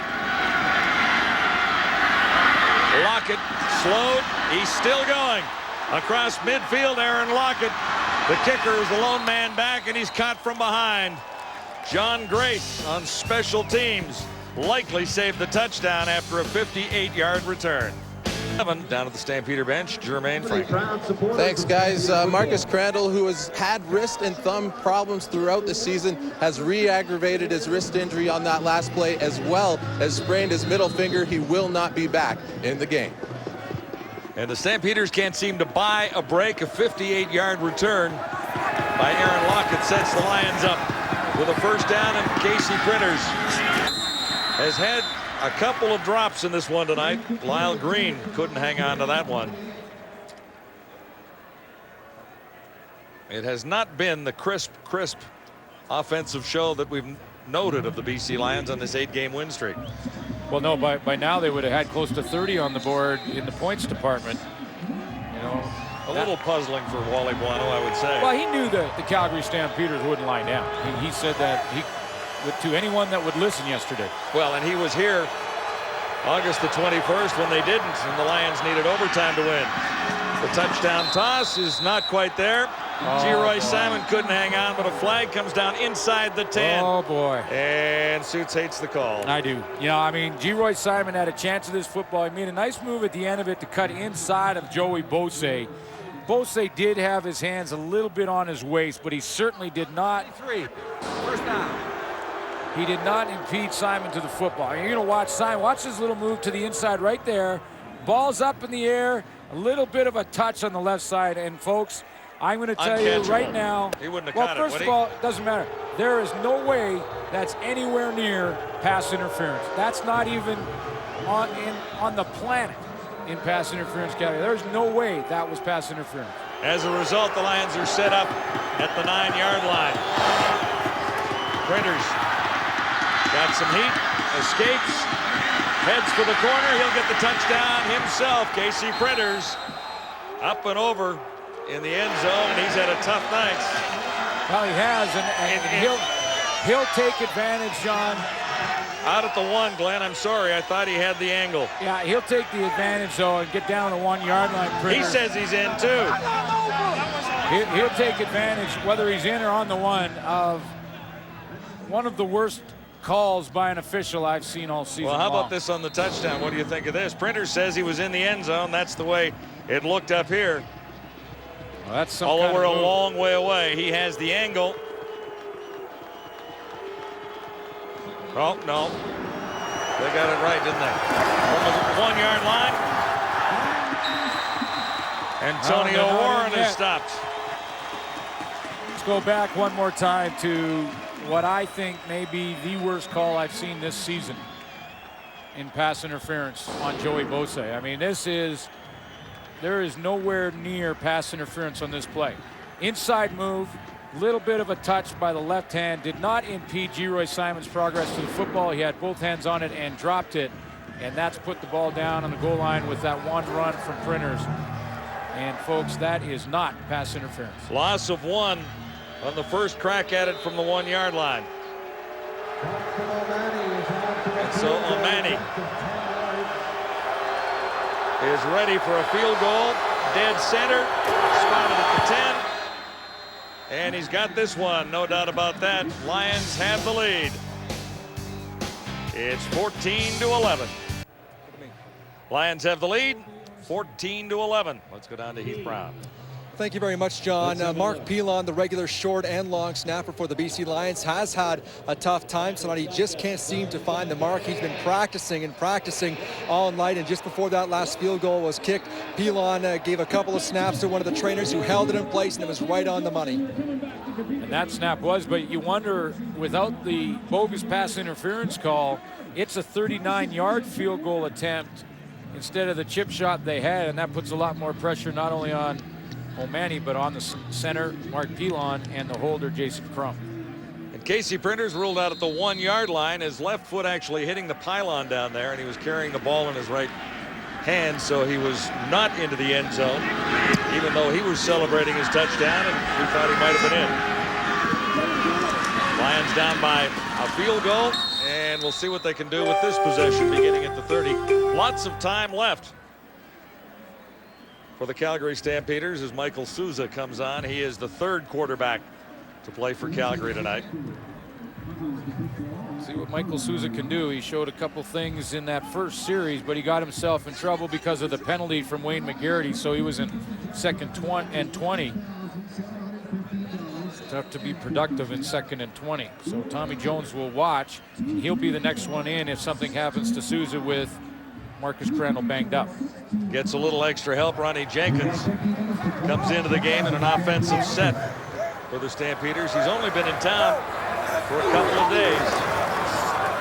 Souza throws. He'll get a catch here, and they rule it inbounds. Yes, they say he's in. Very close. Very close. Stampeders love the call. You know, both officials ran over there and called it a catch immediately, but boy, when he turned around, did it look like he was out or not? I mean, we got to look for it right here. Nick Lewis. You only need 1 foot, but it has to be the first foot down. So here's the catch. Well, they're saying that I guess they're saying that the right foot was down before the left foot. Well, this would be a great angle for you. Right to the outside, that right foot left in the. I don't think he was in, John. I don't think he was in. It's a 26-yard gain for the Stampeders. Souza at the controls. But you know, when you go back to the Joey Bose pass interference call, that was just a terrible call. Maybe the Calgary Stampeders had one coming the other way. But because you can't play even up on the officiating. No, you can't. And I'm not suggesting that the officials did that on purpose. No. But it looked like Nicholas Lewis was out of bounds there. Joffrey Reynolds with the carry. And only about a yard for Reynolds. Stampeders just across midfield and into BC territory. 9:59 to play. Lions lead by 3, 14-11. Michael Sousa stands in and almost picked off. Jason Crum. Well, what do you do? Hands on the ball, and I don't know who the intended receiver really was down there. Well, what do you do when you get a young quarterback in there for his first few reps of the season? I mean, he's had a couple in other games, but not many. You send the house, and that includes Mr. Barron Simpson, the middle linebacker. Why not throw him in there and say, let's go after this young guy and see how he handles the pressure of full blitz.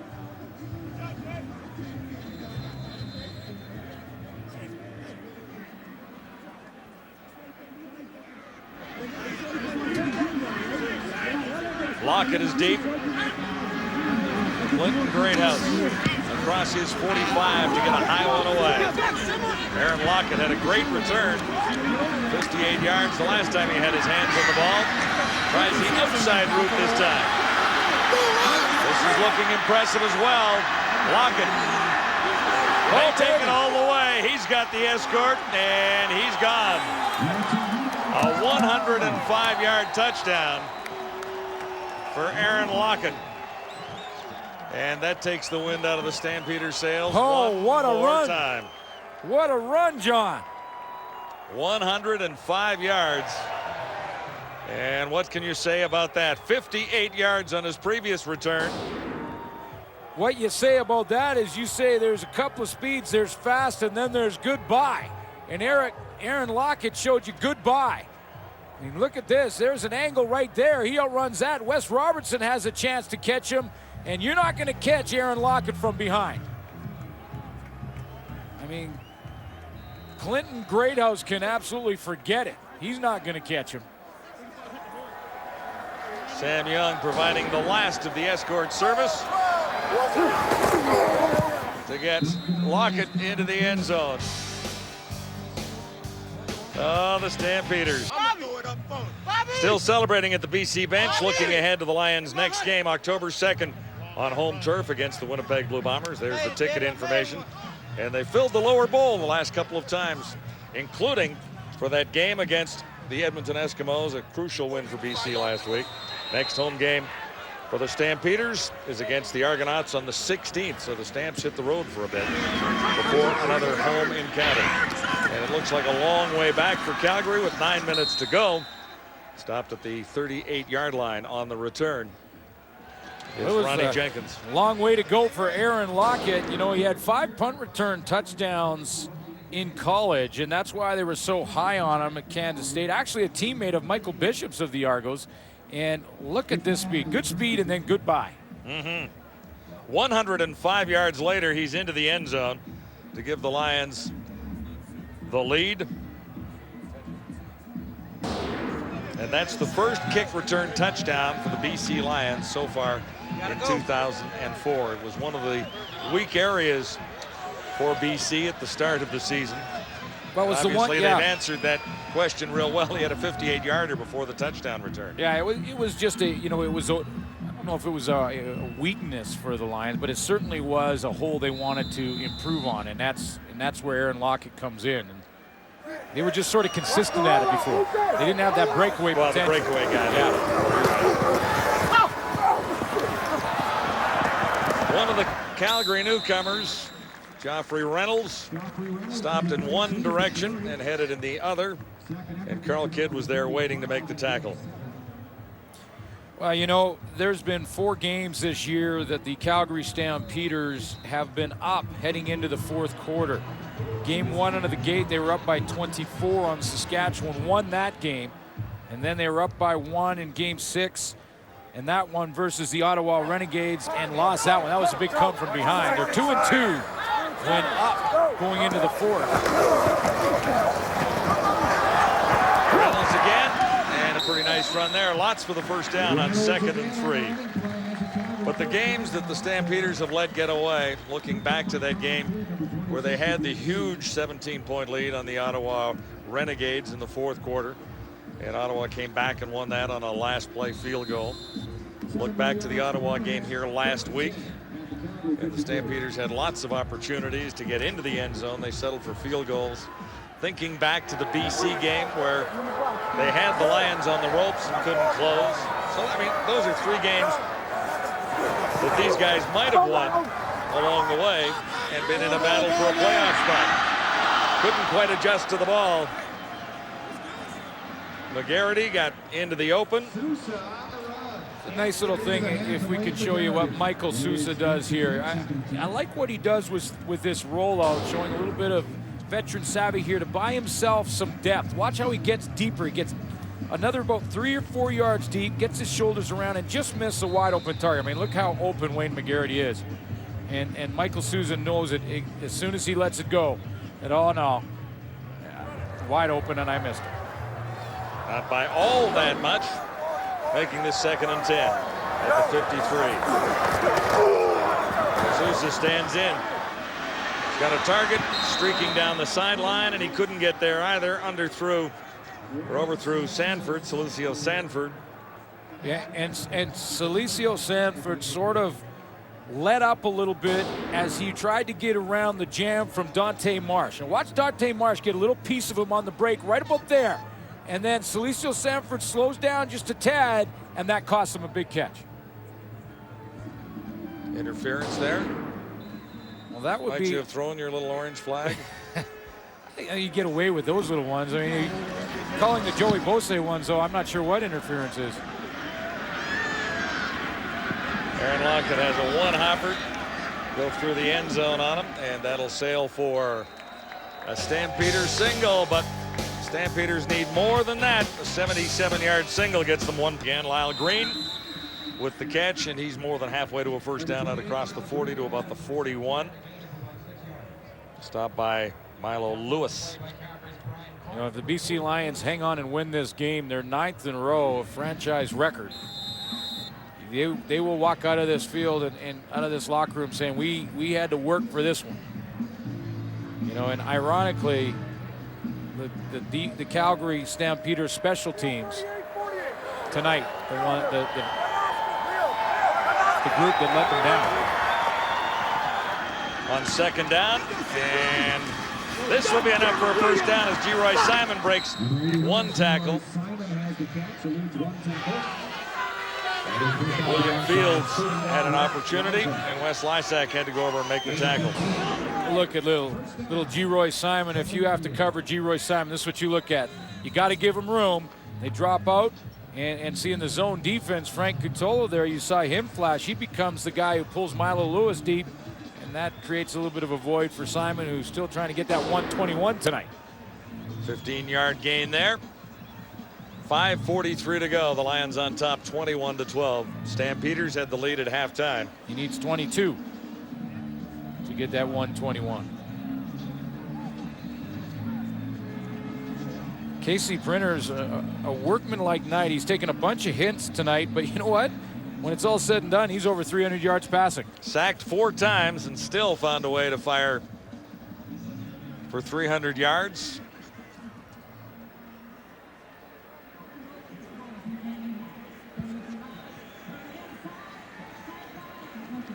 Special teams have done it for the Lions. When you look at what has transpired here in the fourth quarter, Aaron Lockett with a great return of 105 yards, and prior to that, a 58-yarder to set up a field goal. So Lockett is responsible for a setup for 3 and the touchdown that he took all the way.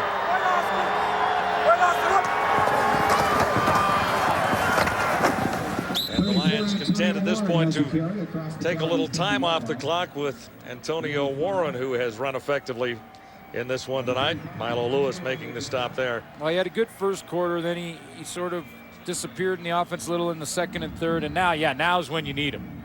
Because now if you can turn around and hand the ball to Antonio Warren, I think he had 33 of those yards in the first quarter.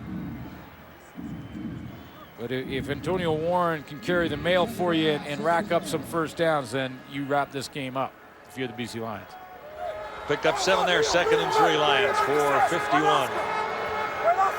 Left in the fourth quarter. Printers has extra protection in there, and he still ends up on the carpet. Oh yeah, and the game still with 4:45 and as close as it is, because it still is close enough. And I know you say that knowing the Calgary Stampeders offensive struggle, but that's why Wally Buono can't take Casey Printers out just yet. Even though he's taken a pounding in this one again. Yeah, but you can't take him out when it's just a 9-point game. Your starter has to stay in the game because one play can make it tight again. Stampeders would love a great return from Wayne McGarity one more time with 4:36 on the clock. Low snap, O'Mani just able to get it away. Does McGarity have room on the far side? Bouncing at the 15. Flags are down, and the Stampeders will get a little extra yardage tacked on. The Lions were a little too close.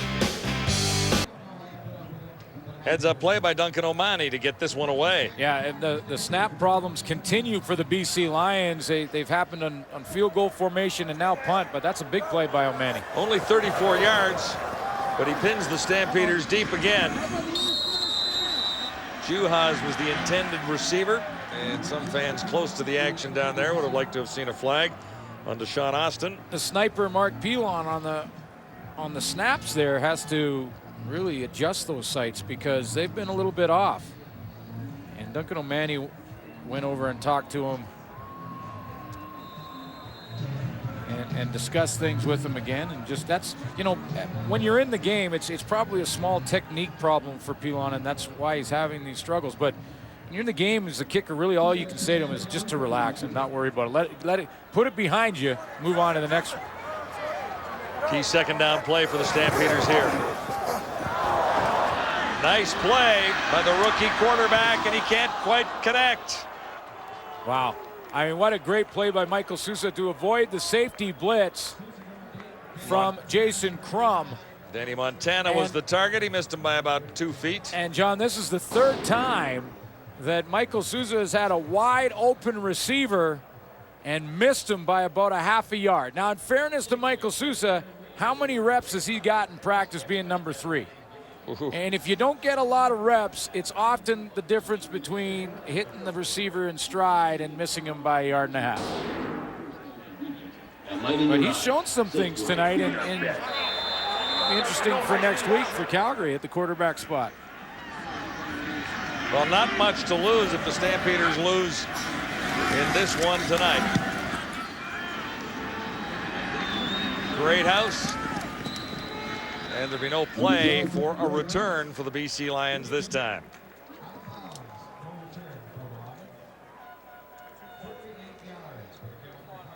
During the opening ceremonies for this tonight, 87-year-old Doug Rook, the father of the Stampeders president, was part of the coin toss. And he's been around football and around this Stampeder team for a long time.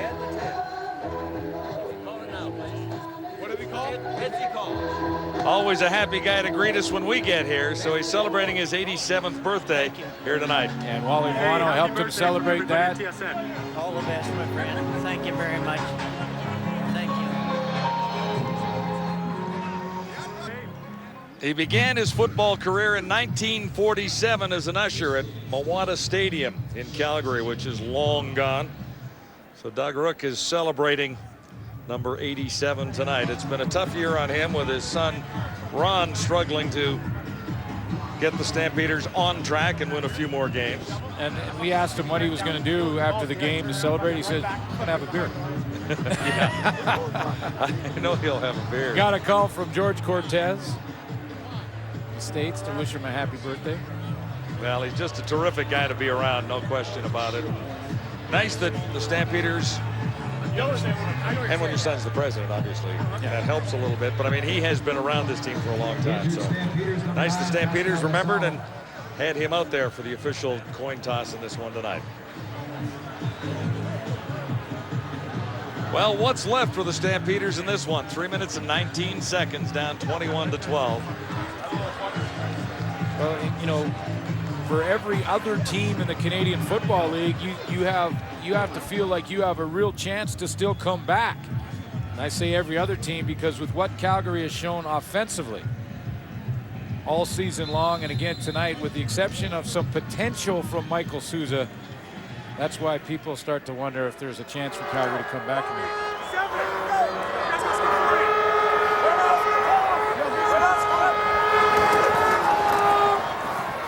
The fake goes to Antonio Ward. There's a loose ball, and here's an opportunity for Calgary. Scott Coe puts Casey Printers to the carpet one more time, and he lost the ball. Printers is shaken up. Oh, yeah. I mean, he took a big one from Coe from the blind side. Printers gets a rough ride from the stand. Coe, a graduate of Kelvin High School. Saying hi to everyone on Brock Street back in Winnipeg. There is no quit from the right side of your screen. Scott Coe is going to come all the way around the corner. Now George White causes Printers to change directions, and that's a huge hit from Scott Coe from the backside, right in the ear hole. Woo! So the Stampeders have another opportunity here. Sousa onto the cover, Montana the catch. Short of the first down, but they're more than halfway there with a gain of 7, actually speaking. You know, there is no quit in this Calgary defense, and Scott Coe. Let's go, offense. Let's get one now. And that's a sign that they still believe in their offense. You know, let's go get one. 2nd and 3. This is Sousa, and he should have the first down on a connection with Nick Lewis. So there's still a little hope for the Stampeders. Lots of time left. If Sousa can find a way to get this Stampeder team into the end zone. Yeah, and 21-12. Okay. 9 points. So you're 9 points, so you need 2 scores. So Michael Sousa doesn't have to press for the end zone, even though it'll be tempting down this close. He needs 2 scores, the field goal and the touchdown. Joffrey Reynolds, the new running back for the Stampeders out of the University of Houston. But because they have to hurry it up with 2:30 to go, you know, the clock becomes the enemy now as well for Michael Sousa.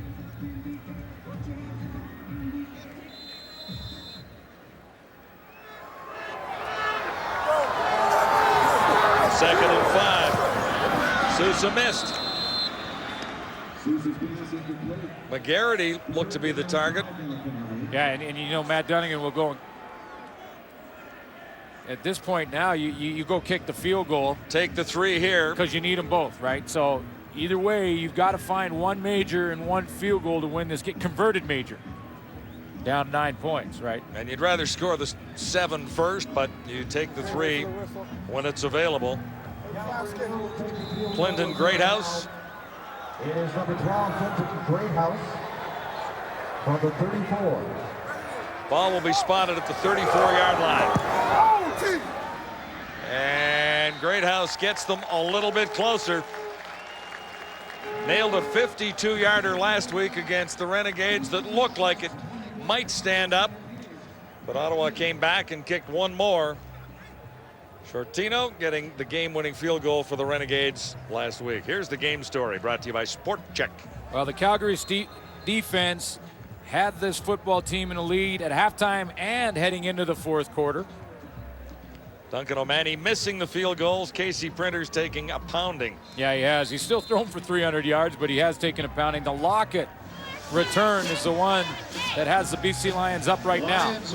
That's the game story for Sport Check, proud supporter of the CFL. So still a little something to cheer about for Stampeder fans and the Outrider cheerleaders. It's up to the defense to get the ball back in a hurry.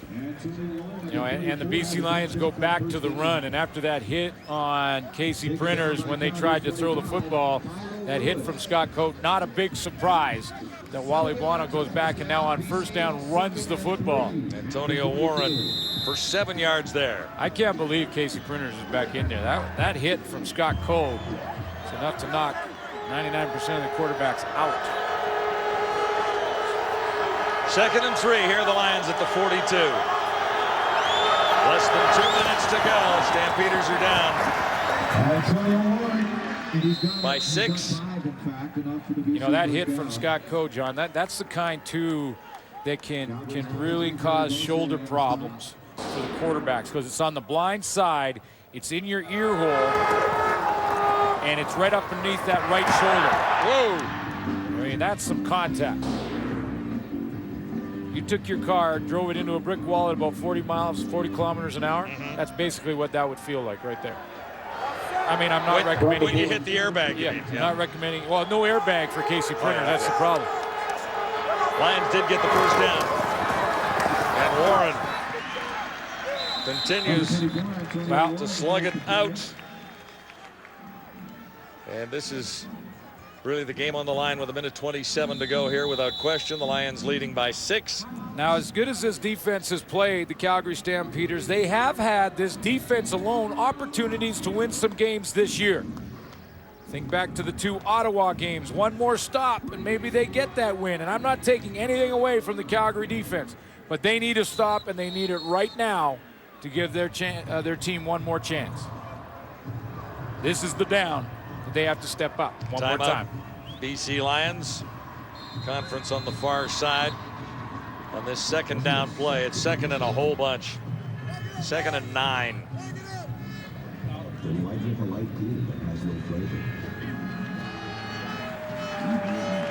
Actually a Stampeder timeout, but the Lions taking advantage of that. Here's Printers. And this one into about row 2. He felt the pressure and got rid of it. There's no way, and this is a wise choice because, again, it's Grace coming up the middle, and John Grace is right in his face. There's Grace, number 7. Look at him come. Here he goes.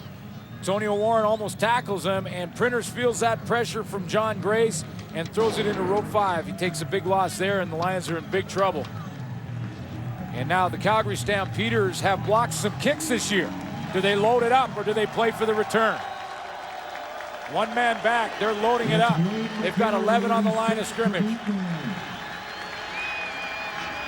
the Lions have struggled with the long snap, but O'Mani handles this one well. The charge was on. And McGarity doesn't make a play on it as it trickles out at the 19-yard line. I'm not so sure why he didn't go after that. Well, you know, I mean, considering what the Stampeders offense has struggled with, I mean, a return. Well, you're right, John. I mean, you know, you're told as a returner to catch every football if you can. Now, that was a low driving punt, but had McGarity been able to get to it. But you look at the clock, Glenn, don't you? I mean, 1:16 to go, and if you turn in even a 12-yard return, you're getting the team across the 20-yard line. So 1:16 to go, down by 6 here. The Stampeders with the last gasp opportunity. Souza stands in, and it's almost picked off on a deflection as Barron Simpson was in the area.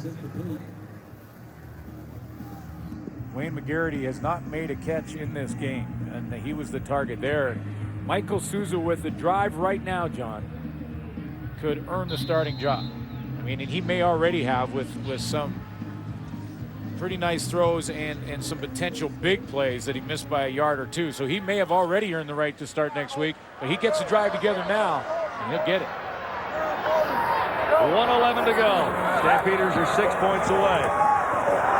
Souza stands in. He has his man. And the ball squirted loose. They rule it absolutely incomplete as the Lions tried to sell an interception on the deflection by Juhas. Well, yeah, and this time Washington, you know, he threw a little Coe in there.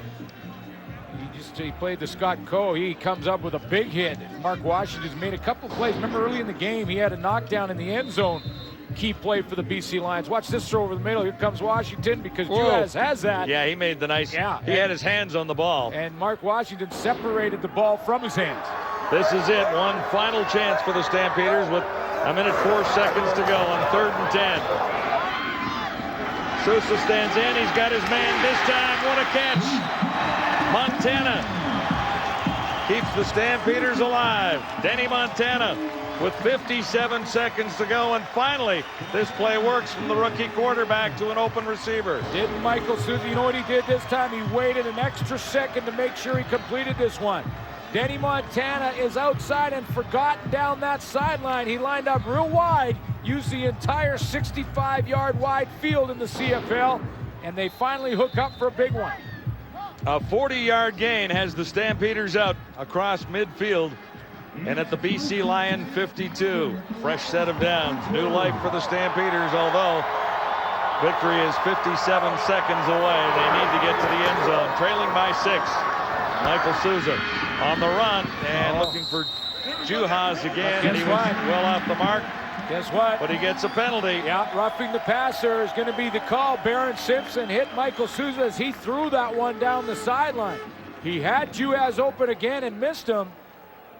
And the flag came out after the hit from Simpson.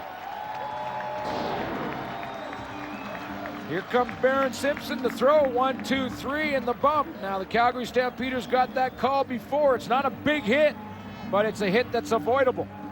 We've seen one go both ways now. So now Michael Sousa has the football moving and he's close to that green zone. And that only took 5 seconds. 52 remain on the clock with the Lions leading by 6 and the Stampeders scrapping down to the final seconds of this one at McMahon.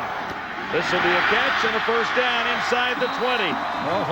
Sousa has this team moving as Solucio Sanford chips in with a catch there. Nice timing throw from Michael Sousa. How about this?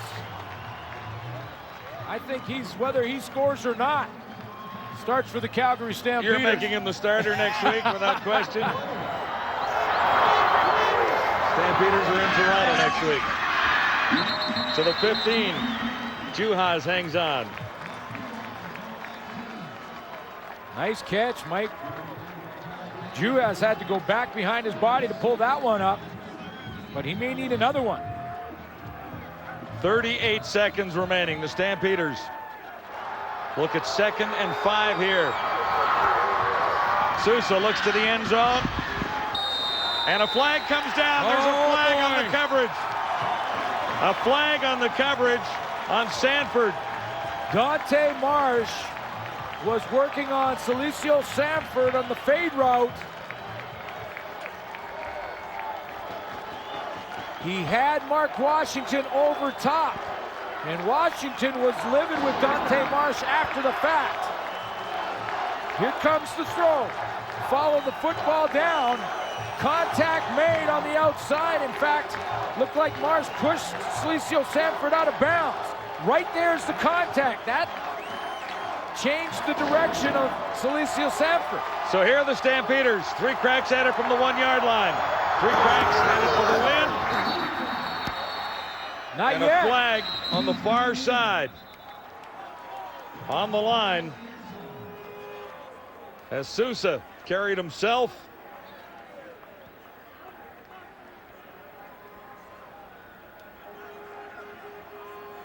We'll see what the flag is. Offside, BC 97. First down. So there's still 3 opportunities, but a little less time on the clock. 26 seconds to go. The Stampeders looking to knock off the front-running BC Lions. Here is the opportunity right now. Sousa has the touchdown. He's into the end zone. The Stampeders are celebrating, but there are penalty markers down. Yeah, the flags came out immediately. It looked like Sousa was in the end zone. They haven't called it a touchdown. Yeah, and I didn't see any signal for the touchdown. Now, if it was offside Lions and he had made the end zone, they can decline, and of course it's a touchdown. They didn't signal the touchdown. They're talking about the flag right now. Here you go. Before the snap, offside, BC 26. First down. So another fresh set of downs from the 1-yard line, and obviously Sousa was not in. The Lions, John, are trying to anticipate the snap count. They've been caught twice on it. 24 seconds to go. Stampeders with a chance to get even with the 6 and win it on the convert. And now there's a problem with the clock. There was, what, 24 seconds. 24 seconds, and they had to adjust it. Because the penalty happened before the whistle, now they had to put those 2 seconds back on the clock. This for the win. Does he get it this time? Stampeders say yes, but there's no signal from anyone in a striped shirt. But the first play that will actually stand, and it counts as a down against the Calgary Stampeders. Now 2 cracks.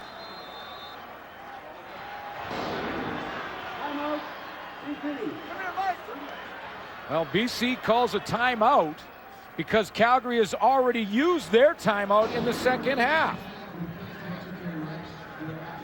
And this really gives the Calgary Stampeders a chance to regroup, because once the whistle blew, that clock would have started, and now Sousa would have had to rally the troops and get them lined up. And down on the goal line, it comes down to who wants it more, O-line or D-line. That's the bottom line. 2nd and goal to go. Stampeders still at the 1-yard line. They can't get in. And they won't get in this time either. Oh, baby. Oh, baby.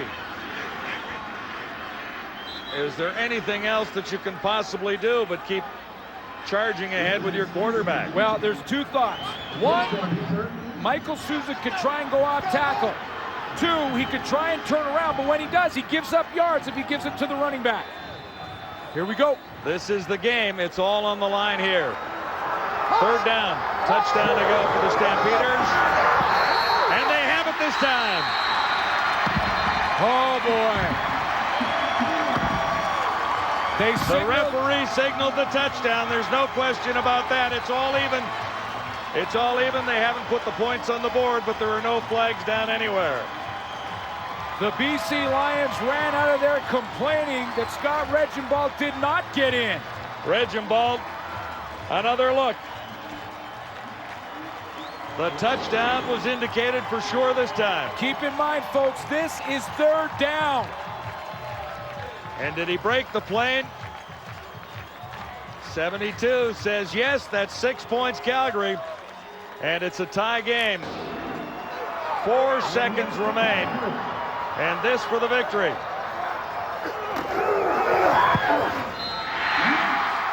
Stampeders have the comeback of all comebacks against the BC Lions with only 4 seconds to go. 11 plays, 92 yards. And the rookie at the controls for the Stampeders was Michael Sousa. Scott Regenbald has the touchdown, and quick 6, the touchdown horse in Calgary, has another gallop around McMahon Stadium. Well, there's a new Cowboy in town, and he wears number 17. Michael Sousa put together the drive of the season for the Calgary Stampeders. They had a few cracks at it from the 1-yard line, and finally on the last possible chance, Dunnigan gets into the end zone. Wally Buono thought he had stopped them, and that's the indication there as Buono looks to celebrate his 4th straight win over his old team. Well, the entire defense for the BC Lions flew out of there feeling like they had stopped Scott Regenbald. Let's go. And we, on that replay angle, lost him in that crowd for a second. And remember, the ball just has to break the plane. It doesn't have to go all the way across. But boy, that was close. But what a drive, and take nothing away from the young Michael Sousa, who comes in, moves the football with the help of a couple of penalties, but you have to throw it to the right guy to draw the penalties, and he did that and puts the Calgary Stampeders up by 1 with 4 seconds to go. 11 plays to cover 92 yards. Michael Sousa couldn't get into the end zone himself. They went to Scott Regenbald and got the 1-yard touchdown. Now, the Lions with a couple of great kick returns so far tonight. Squibbit have another opportunity here to get their hands on the football. Antonio Warren. And zeros on the clock, no penalty flags anywhere. And that's the old ball game. How about that? The Stampeders come back for a 1-point win over the front-running BC Lions. It wasn't easy, was it? What a battle. The Calgary Stampeders did not quit. They could have folded the tent, and it's Friday night, and it's who that is? time. And you got to believe that this defense was quoting Maximus himself when he said, "I'll not believe that we fought for nothing," because they fought all season long. John Grace is our gladiator tonight. I don't think there's any question about that. He might have been the gladiator even in a losing cause. Absolutely, and this defense fought all season. They fought tonight, and finally they get the payday. So a just reward for the Stampeders, who didn't quit, didn't give up, and they knock off the Lions by a single point. The CFL on TSN is brought to you in part by Wendy's, the official hamburger of the CFL. Wendy's, it's better here. By Molson Canadian, I am Canadian. By Rona, the how-to people. And by Rogers, your world right now. All right, great action tonight on Friday night. Next week, we've got the Hall of Fame game.